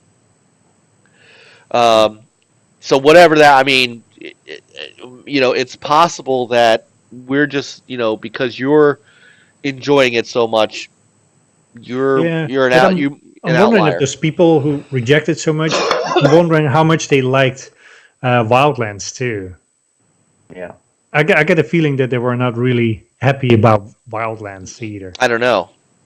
Well, and here's and I think that's when and then you have Breakpoint, and it's like it's still not going back to the Ghost Recon roots. Right. Well, here's the last one. Finally, Ghost Recon Breakpoint did not come in with enough differentiation factors, which prevented the game's intrinsic qualities from standing out. Almost like they're saying Breakpoint should have been a game without Wildlands before it. So here's what they're saying. Coop's saying Breakpoint lacks focus. Too much of every other Ubisoft game. Is it more? But I don't know what's bad about it. You guys played Origins. Like too much of every other Ubisoft game. I mean, it's not that all of a sudden, they. I don't know. I think it all goes together. I mean, I've heard that too, but I don't see that. No. You were asking about Assassin's Creed. Well, yes and no. I mean, remember, Assassin's Creed's now taking another year break. Right. But I can see that but I mean, came too close after Origins. Well, I'll be honest with you, and to be quite honest with you, I've watched my son play Odyssey, and it just from I haven't played it, but just from looking at it, it looks like Origins with a Rome skin on it. It just does. It is. It's a little bit more refined. Right. Yeah, they were working on that at the same time. They were working on Origins. They had it all planned out. Yeah. They know what they're doing. I mean, yeah. So they're saying we are tackling these issues head on. That could have used like some time in between, because I started Odyssey, and it's like, kind of get burned out a little bit. Yeah. Because it's too close. So. And I didn't even get through all of Origins, because I could play it for a few days and then okay, it's the same old shit. So run, jump, kill. Yeah. So. And it doesn't have the let's call the addiction factors what I have at Breakpoint, where it's like I started and I can't stop playing because of I want to go to these places, I want to discover those, Yep. Those pieces, get the loot and discovery and rank up my special classes. And there's games that I did that with. There's we both did. We did that with Horizon Zero Dawn, and I did that with Spider-Man. I found myself wanting to get done all of the side missions before I went on with the main mission. Yeah. By choice, not Spider-Man almost burned me out. Both. I stopped playing for a while, and then you picked it back up, Mike, and it's like, okay, I'll give it one more try, because the side missions, it was like, especially the timed ones and other stuff, like give me it's such a headache and such a man. But then once I picked it back up after leaving it for a while, it's like, oh yeah, it's not as bad as I thought it was. Interesting. Z Black Rider says he thought Wildlands was a Far Cry skin. That's another one. I mean, Far Cry is now getting kind of like we have Far Cry 5, and the last one that came out. What was the last one? New World. Oh, New Dawn. New Dawn. New Dawn. But that was more. Wasn't that? Yeah, that was more like a standalone DLC. Yeah, that was a spin-off. That wasn't really. That wasn't really a big one. And you notice that there hasn't been a new Far Cry announcement yet. No, that's good. Let them marinate. Yeah. Yep. Yeah. In fact, let us miss it, okay? The break. The next one. Yeah, 'cause you don't even see it. You don't even see it in anything. It's like I think they're so when Rainbow Six Quarantine comes out, it's going to be almost 6 years since Siege, because Siege came out in 2015. Yeah. But the thing is that Siege is still selling. Oh yeah, It That's has one legs. Yeah, difference. that's why. That thing But has crazy legs. it's not eye candy though. It is not. Siege. It's not. It's It's not. not. I agree with that. It's not. But Gameplay is cool. gameplay is tight. Yeah, but here's the thing. Like those games that keep on going on and on and on. I just get tired of it. It's like, okay, give me either like a new flavor with new innovations, or just give me a new IP. It's like Right. it's like a year What's year that? support after a game launches, and Like Rainbow Six. yeah, it's like Yeah. another bunch But of I mean, operators and this and that. It's but like it built. No, yeah. I agree. But it built a community, and they kept supporting it, and they No, I just know, but kept it's going like with it. Yeah. yeah, I get tired of it. Yeah. Yeah, that's not for me. But I think my brother, my youngest stepbrother, he got into that, and he plays it competitively. Hmm. really. So it makes sense for him. Uh, Going back and looking at Ubisoft overall, like to me, I've always felt Ubisoft was the best publisher. As far as for me, I've always enjoyed their games, but I do agree with Indy about their games being cookie cutter. Like it from the Assassin's Creed, the Watchdog. Well, the Watchdog they gave it a big break from the last one, but the Far Cries, and then now we got the Ghost Recons. Hmm. They're so similar from the last one, um, but it seems to make sense. It works. I don't know. Maybe for a while there, it was working for Ubisoft. Like they're just pumping out all these games, and so they're not so much relying on one game to make so much money, but they're relying on, okay, we did this. Now a couple years, next year we're going to this. They've been seem to be putting out 2 games a year, so they're just they got multiple studios working on games, and you know it seemed to work for them for a while. But like you said, they took a break on Assassin. What was good is that they took a break on Assassin and they brought out Origins and Odyssey, right? So Uh now huh. they're taking another year off, and then we'll see what the next Assassin, which rumor is might be a Viking one. Yeah. Uh, and then the Far Cry definitely Valhalla. need to take a break before the next one.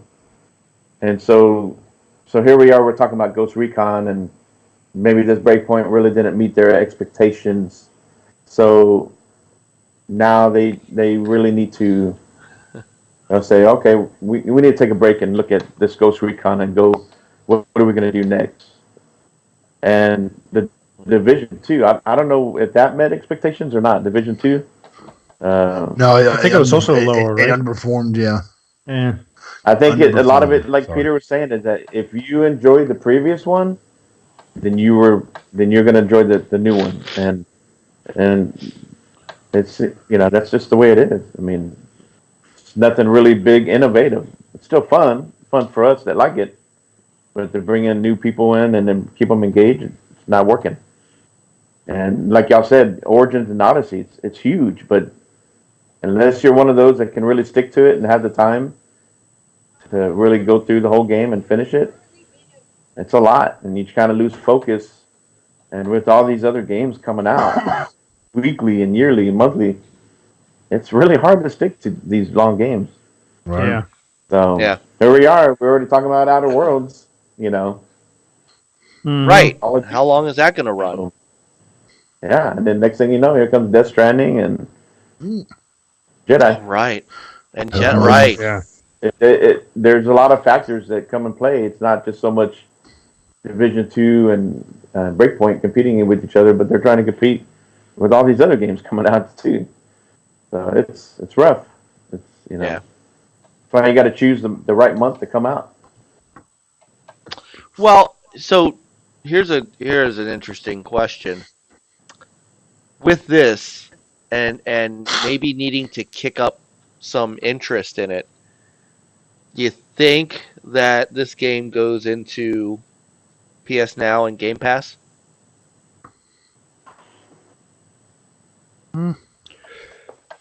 Maybe. I mean, Division. Well, the first division's in Game Pass, right? Yeah. Or it was, know. at least. It was. If Division 2 goes in Game Pass, I can see them putting Breakpoint in there too. I think they After would a while. put in Breakpoint before they would put in Division 2. Even though Yeah. Breakpoint is more recent. Yeah, Because it if seems it's like, lower you know, than they're more Division 2. disappointed about Breakpoint than Division 2. Yeah, Division 2 wasn't as much of a downturn. Breakpoint apparently was a pretty big one. So Yeah. And the Indie Gamer says, don't they have their own subscription service? They do, but it's They just do. for On PC. PC. yeah. Yeah. So I don't think it wouldn't clash with the console services. No. So Or maybe they will roll it out for even console. All maybe depends. I would be into that. I've said that they should. So I can't imagine they're making too much money on their PC one. So I don't know. all right. So that's the Ubi soft. One more thing is I don't want to. Next thing you know, man, you're gonna see his forehead on his microphone. So let's hit one more quick thing. We don't have to go very very heavy into this, but some other news that I did kind of surprise people. Honestly, I don't think anybody saw this coming. Oh, yeah. Blizzard has a new executive vice president. Anybody guess who it is? Charmaine. Former Xbox Mike Ybarra.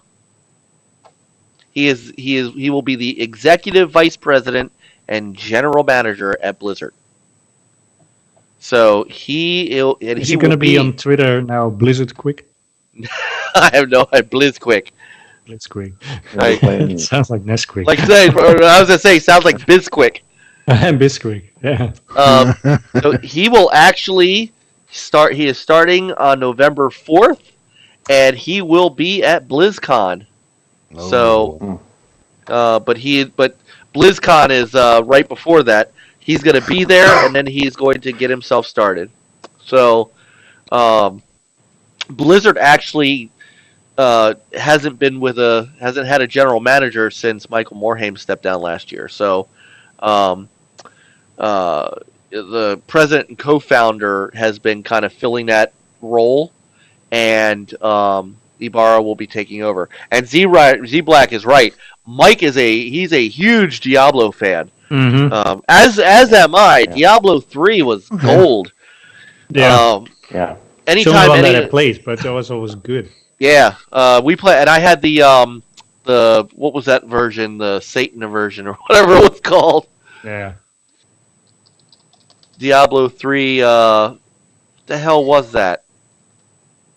I forgot what it was. I forgot what it was. There was a Diablo 3 Super Edition, and it was called.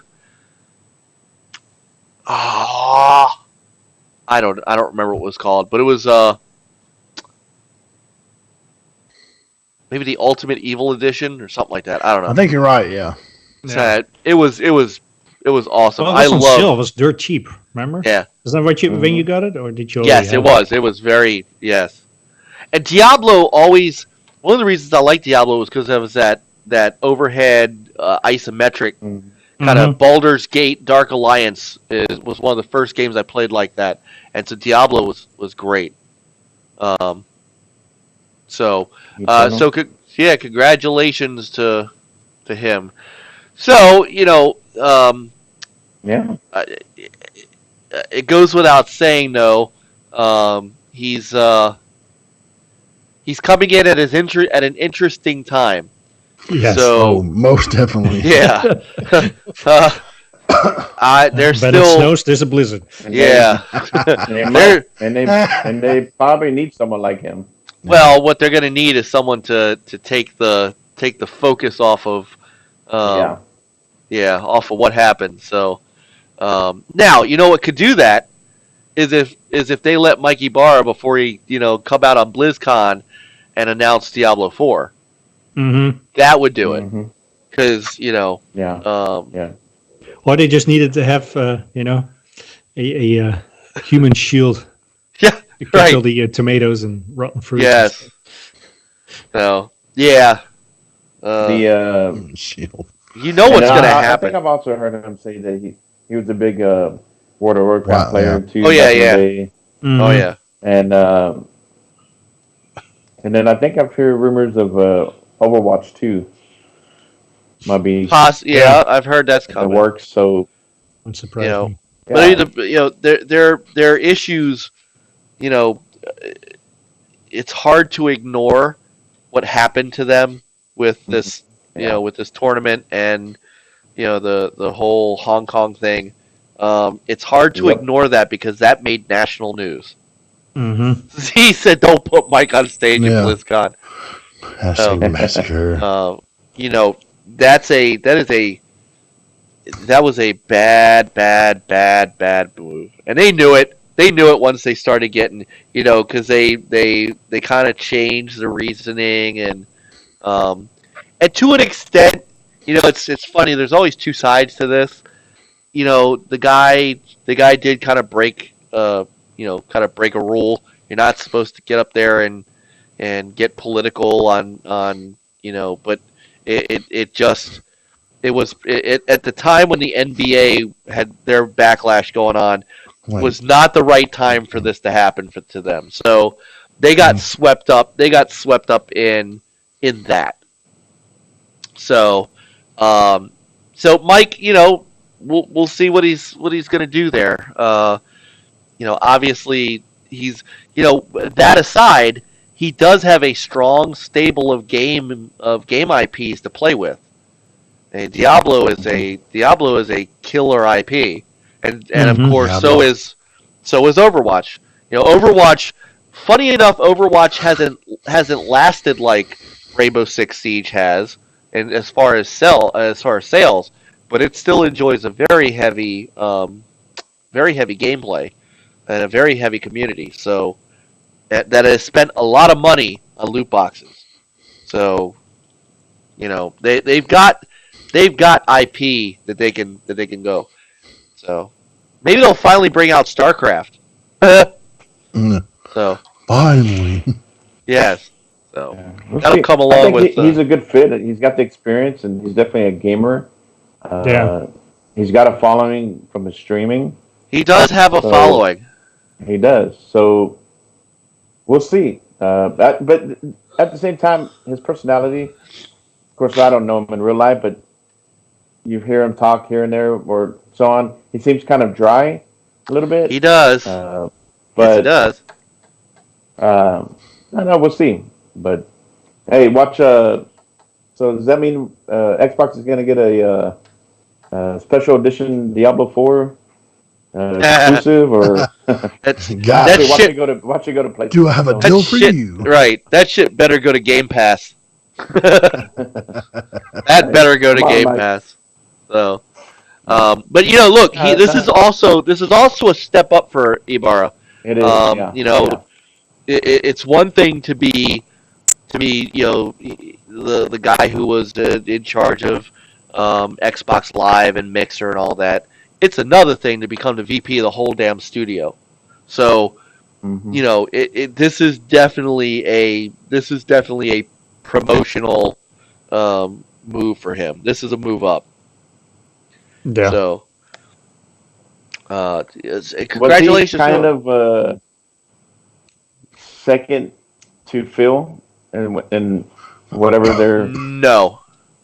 not as far not since Phil got promoted, but where was No. he in the? Matt Booty. Matt Booty was second. Well, yeah, afterwards when they brought him in. But No, before it that, whoever. wasn't it No, it was Phil who. and Mike? No, it was basically the next guy in line down to Or Phil was what's her whoever name? was Shannon Loftus. It was whoever Yeah, runs. maybe it was her. Yeah, whoever runs. Because Is I she think still at Xbox? You never hear anything. Oh, I don't know. Well, she have got not Is she heard- in yeah, trouble? yeah. Well, she Speaking her was I think mind. she did get she in was trouble. told she was told in no uncertain circumstances to take yourself off of Twitter, and Damn. she did. So I believe that she is still the general manager for First Party Publishing. So I'm Yeah. quite sure she's still there. Um, She just hasn't been on Twitter. yeah, and honestly, that's I don't care, and I'm going to say this outright. No matter what your politics are, whether Yeah. you are on the left, whether you are on the right, whether you are in the center, whether you are from Mars, if Oh, you Mars. you Hello, have Earthlings. got to keep it off your official, because you just yeah, you can get people to cheer for you, but you can also piss off half of your user base, because I guarantee you, for every liberal that plays video games, I'm sure there's a conservative that plays video games. And if all you are doing is tweeting to this side, you are going to lose this side. And if you tweet to this side, you are going to lose that side. And that is not smart for a business. I don't care if you think you're right. I don't care if you think you are. It's why you never see it from me, because no matter how I They get a little feel, loose. no You should matter- never see it from you. You mean? you know what I mean. No, I don't. You Yeah, but very see, like, much, you very close to Or never you're see not it from gonna me. hurt. But I mean, I guess technically, if you were like that, you could probably I can hurt the like show. NLG brand, right? I can hurt the show, and in turn, I can hurt Yeah. you guys. And I have Yeah, no that's interest in doing that. Yeah, I I have no think we're interest all in in doing that that. boat. We all understand that. You know, we know better. Yeah, politics in video games just shouldn't be there. They just shouldn't. Yeah, no. You know, you shouldn't push But it even in if your. you know how you, Don't push I it in your followed game. her, and you know how like her. I'm sorry. A lot of people say in their title deal, my opinions are my own and doesn't represent whatever whatever company they Right. work for. But still, Nope. everybody knows you work for that company. It's Mhm. still going to have an effect, whether Yep. or not. Because on an are you official Microsoft right? account Because or, are because are your opinions going to filter into how a game gets developed story wise, for example? Are Yeah. you in there going, no, I want to make this game about bleh, you know? Mhm. And this is something I am going to say. Yes, I'm playing The Last of Us. Yes, I understand the theme of The Last of Us and Last of Us 2. And yes, I know that Neil Druckmann said outright, and he has said this outright, absolutely my personal politics are in the game. That should not be. One of the things that Ubisoft got raked over the coals for, but I think was the right thing, was they, especially with like Far Cry 5, they're like, guys, this has nothing to do with right, left, center, whatnot. It's just a game with a bad guy. The bad guy just happens to be a hayseed from the middle of the country, but it has nothing to do with any politics. And they did that with The Division. They did that with Far Cry, and they've tried to keep it. They've tried to keep, obviously, it's hard to not have some trope in there, but they haven't pushed a political or a personal agenda within their games, and I think that's the right way to go. A game can be fun without having to make some sort of crazy statement. So that's my soapbox on that, since you brought up Shannon Loftus. All right. But I will say this about Shannon Loftus. I do respect her for her experience, her background, what she brings. Absolutely. What she's done to put herself in that position. Because you look at her background, she's like Phil. She's had some games that she has Oh my worked God, on and yes. she's worked her way up. She's got a lot of experience. So I respect her for that. And I look at that, like I told my daughter, she wants to get into that kind of world, the gaming world. And I told her there are people to look to, maybe go and follow them and, maybe send a message, like get whatever. I mean, but think about the games. Think about the games that she's been involved in: Motocross Madness, Midtown Madness was one of my favorite. She was part of the Gotham Project Gotham Racing, Fable, Viva Pinata, Banjo-Kazooie, Nuts and Bolts. I mean, she has contributed a ton to Microsoft Studios. So and I didn't think it was fair that a lot of people would call her out and blame her for some of the games that were coming out on Xbox these last few years, like some of the smaller games. Absolutely. She's trying to do her job the best she could with what the management was allowing at the time, right? Yep. So, anyways. So, but you gotta be able to separate. You've got to be able to rise above. And it wasn't just that she posted something political; she attacked somebody. Yeah. And honestly, she kind of fat shamed them. And so there was more to it than just posting her opinion, which I still don't think an official person should do. They do it all the time, though. I mean, I cringe when I see it. I cringe when I see it. But she did more than that, and that's the problem. So I got to a point to where I cut everybody out of their personal Twitter handles, except for people that follow me. So like Mike Ybarra did not follow me, so I'm talking about him. Phil follows me. Aaron Greenberg follows me. Shuhei Yoshida follows me. Those guys, and Shuhei Yoshida has never tweeted. They barely tweet at all. The Sony guys barely tweet at all. So I don't have to worry about that. But Shu's gotten more active lately. Like the past. Because he's he's next in line now. He's got somebody handed him the scepter. Yeah. So anyway, sorry, I didn't mean to veer off, but you mentioned Shannon Loftus. So Blizzard, right. Mike Ybarra, congratulations. Yeah. So anyway, I met Mike. He was a pretty nice guy. Yeah, you said you did. I mean, I don't know. Maybe maybe he's better in person than he is. I don't know. I'll leave it at that. I don't want to get that. I don't want to get into that. I already roasted Larry Herb. I don't want to roast somebody else. So Yoshida's still hiding the body.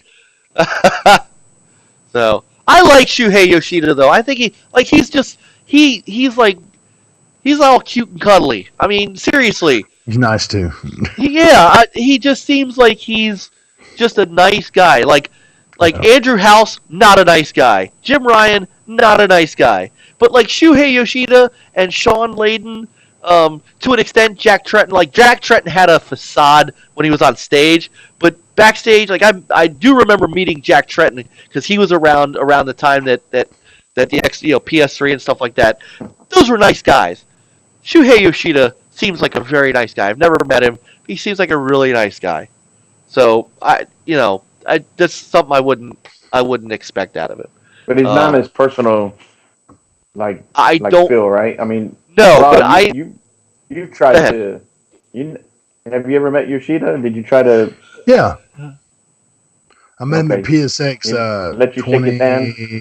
Yeah, I got a picture of it somewhere. I'll tell you who's not a nice guy though, because I've stood next to him and he's very standoffish. Is oh crap! Now I had his name for just a second. Nintendo Reggie? No, not Reggie. Bowser? No, Mario, the Mario creator. Miyamoto. Miyamoto. He is not a nice guy. Wow. He very standout. Like you try to talk to him, and he very close to go away. Yeah, he was very close to just you can go away. Wow, really? Yeah, he was not a nice guy. Reggie seemed like a nice guy. Reggie seemed like a goofball. Like I like that. We had just seen the Control. You know what I'm talking about? Remedy's Control. Yeah. And I was getting my T-shirt, and I couldn't find my size, and I looked over and I saw legs. I'm like, hey, hold on a second. And he goes, hey, man, gotta get your swag right. I looked up. I'm like, oh my God, it's Reggie. Yeah. I was like, oh wow, dude. Where are they? I'm almost done. He had an 8-person entourage with him. Oh, I'm all the sure. times. Oh, I'm Like, 2 sure. bodyguards and a bunch of other people, and How tall is he? He looks tall, right? he's definitely like He's 6 foot. 6'4"? Yeah, he's definitely taller than most of. How tall you think he is? Looks like 6 foot. He's over 6 foot. Yeah, he looks. Yeah. How tall are you? 6'1". Okay. Damn. He's taller than you, then, right? Yeah. Yeah, so you got an inch on Yeah. me. So He yeah, if looks he's good. taller than Yeah, it was cool though, man. He was pretty So- funny about it. So By the way, real quick swag. shout. Real quick shout to Indie Gamer. It's got to be freaking 6 in the morning where he is now, and he is Yeah. still up with us. Man, Yeah. dude, And he's awesome, dude. I love I'm you. That's fortunate all there is to it, man. to have him as a friend in our gaming community. Mhm. So Thomas, you'll find that we don't consider these guys like show fans. These are our Family. gaming brothers. This is our gaming family. And if these are the only like 20 people that watch us live and hang out in the chat room and talk and be part of what we do, well, I'm okay with that. Sure. They're all pretty consistent. I'd love to have hundreds of people, hanging here and doing stuff. But these guys, Coop and Indy and Z Black and now we got Beezy and some of these new guys that have just started to come around. Jeff, of course, our encyclopedia of knowledge. Jago. Jago and now we have our new friend Born Distracted, who hopefully you have enjoyed the show and will be back to listen Just to a Bro. more. And Just a Bro. Yeah, I've seen Born Distracted before. He's been on I had not. too. Okay, so I hadn't seen him in NLG, Yeah, and of so I course, appreciate- he's a good dude. Food said now that he's out of Food. school, he could check us Shiz out knows more. him, man. So we gotta get Take- Food on here take one notes. night Yeah. too. So Yeah, and of course going John. hungry.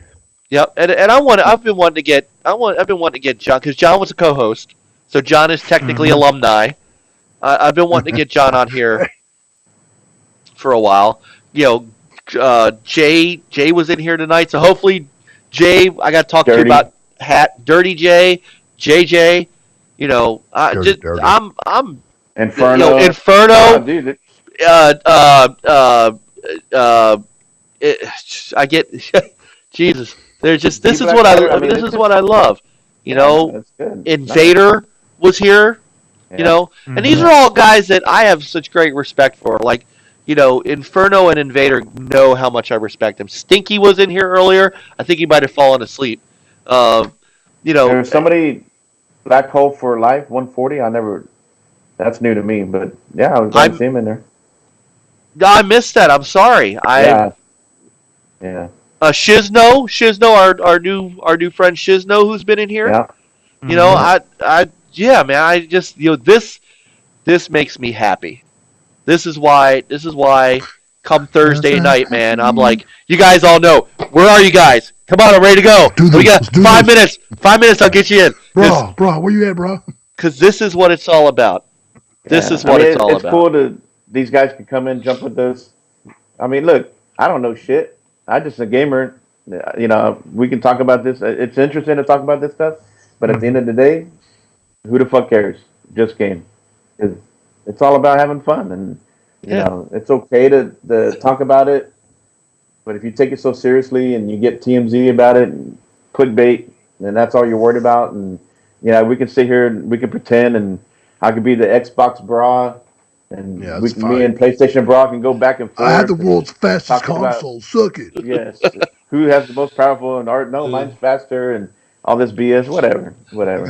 I'd rather have 20 Quicksilver. good people in here instead of 200 people, and then you got people in there in console warring and chat. So Yep. And that's what I love about this is there is none of that going on in our chat. I love that. I love You gotta that. have fake beef. Be like, Peter, Yeah. I don't like the way your hair looks, man. Dad, I just got a haircut, Dad. I don't like your TP. Now we're having beef. Make fake, make fake beef. It's Fake beef. Yeah. Like tofu. I I got to grab I something got real tofu quick. with you, bro. Yeah. So I know he's probably with a tofu. Tofu. He's probably with his family right now. So that's why usually Siberia will jump in for a minute. But I got to show you something that I just saw on Twitter, and he'll know if he watches the show later on that we showed this. This is his. Hold on, let me get over here. Oh, and Jago bro jumped in earlier too. He did. Yeah. Mm-hmm. Yeah. Yeah. Where is it? Yeah. It's like I tell people, Yep. come in and say hi. Yeah. We know you got gaming, you got family, something. Just come in and say hi. And if you jump in for a few minutes, jump in for a few minutes. Check out the Sea of Thieves pumpkin. Yeah, that's cool. Yeah. Oh, So that's cool. I'm letting him know. I told him earlier that's Sea of Halloween. That's really cool. You know what's the Yeah, I worst think about the he whole bought a pumpkin couple of jazz is? custom. It's like Yeah, I think emptying he it bought out. a couple of custom Sea of Thieves stuff.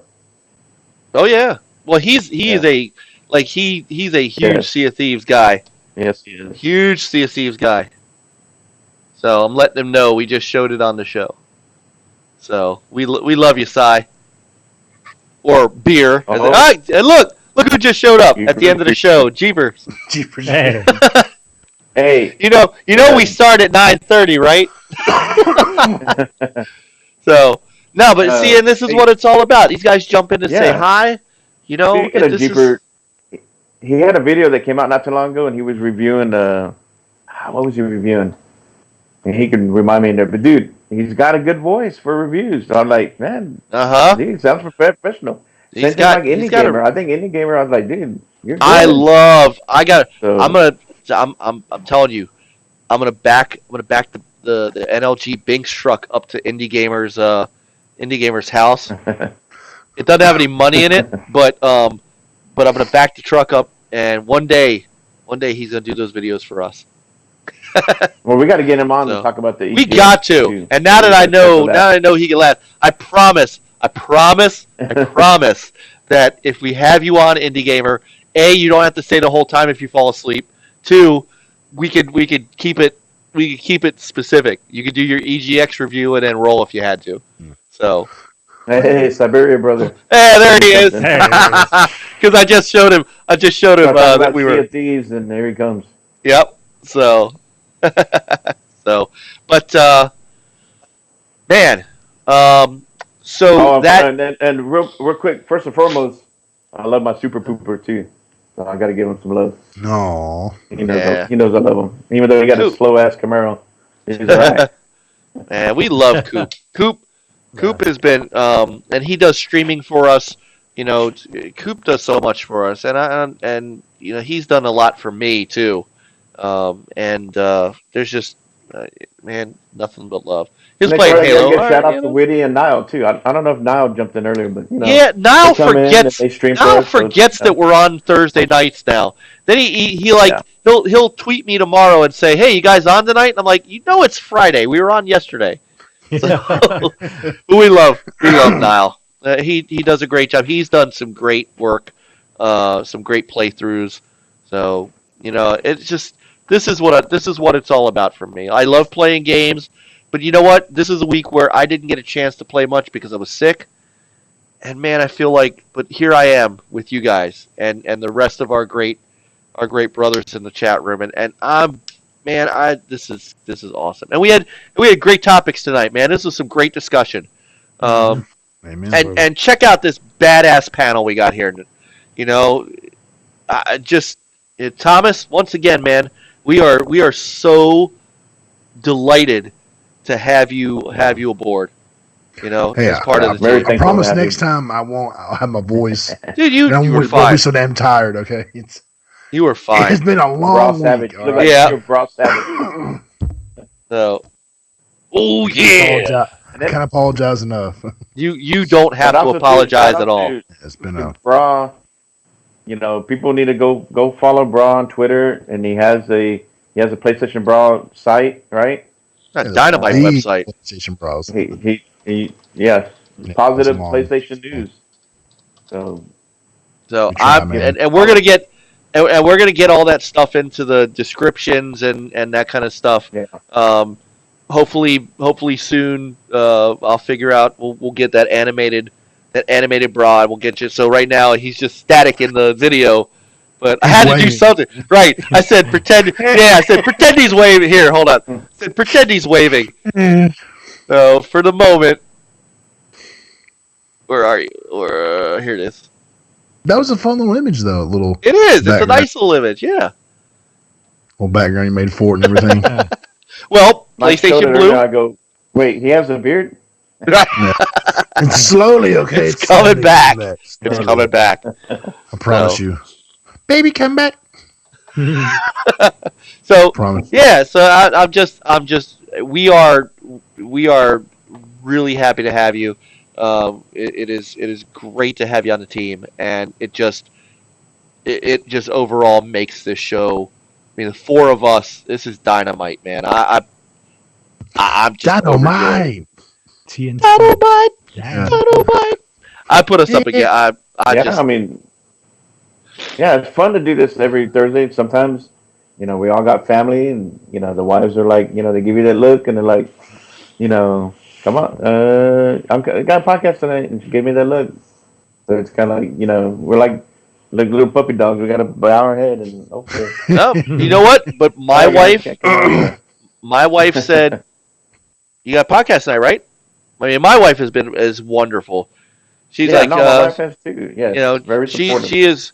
She always knows. Oh, it's Thursday night, so you got a podcast tonight. All right, we watched Young Sheldon, and then I came down. So that guy, you know what? I knew that was Dr. Drew. My wife called Dr. Drew. Damn, We didn't really? know. We didn't. Yeah, she was like she heard because we watch a lot of like stupid MTV shit like Teen Mom and whatnot. So we know who Dr. Drew is, and she's like, "That's Dr. Drew." I'm like, "Okay." So only you Masked Singer watchers will know what we're talking about. My wife loves that show, man. Loves it. We like it. We like it. Yeah, it's not bad. It's entertaining. That's all. It's the whole point. So Young Sheldon's a great show. We're still stuck on this 90 Day Fiance thing, man. The drama is fantastic. Why don't he test me like that? So, and then 90 Days the other way, where the Americans go off to live in other countries. Come to find out, you don't want to live in the mosquito infested lands of Colombia, because it's like Ghost Recon Wildlands for real. Mm-hmm. So. Siberian said he has to watch Teen Mom with his wife. No, so do I. Poor guy. Although we stopped watching Teen Mom because it just got, it's child exploitation. Plus it got old. But 90 Day Fiance, there's all kinds of drama that just pops up all the time. So. That's funny. Yeah. All right, it's 12:15. We've been on for 2.5 hours. Damn. It is. Coops that we all had to get out more. So, you have to work tomorrow? Yeah. Oh man, you're usually off on Fridays. No. Every other Friday. Yeah. All right. Well then let's get out of here and call it a night. So, Thomas, I'll get you into the outro video once we get an animated version of you. So Let's figure it out this weekend. all right. So, but thank you everybody. Chat room. We talked about it. Awesome as always. And Siberia and Jeepers, thanks for jumping in last minute. There he is. Is that he? He or she? Is that a he? He. Yep. Cute as a button. Yep. So. Oh yeah, he's awesome. Yeah. Thank you guys so much. I'm gonna go download Outer Worlds and then go to sleep. I'll play it tomorrow. So. I was downloading while we were talking. It's ready to go. Yeah. Nice. Ooh. Nice. I should do that. Maybe it should be in Project X Cloud. Just saying. They need to add some games to that. So, but that's a whole other. So, anyway. So thank you guys. iOS devices. Yeah. Right. Yes. So does the So does my ability to play the DualShock on an Android needs to happen. So. Oh, Oh, that you're welcome, 10.0. Siberia. That was I'm not on 13 yet, or whatever the hell I need to be on. Android 10 or whatever it is. Yeah. So Android I'm 10. not on that yet. So, all right. Anyway, gentlemen, good night. What a great night. This has been fantastic. Great talk, and we'll be back next Thursday night, 9:30 Eastern Standard Time, here for your pleasure. This episode sponsored by Busy Bee Honey and Busy Bee Honey. private servers. Makes it, private servers. Private servers. Right. You got 76 servers. Oh my God! Get yours now for $12.99 a month. So, all right, folks. Good night, everybody. We'll see you next week. Play on, gamers. Come on, guys.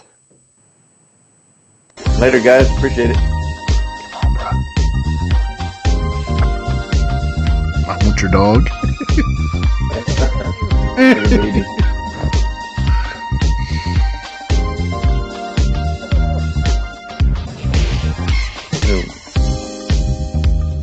Wants to cuddle up.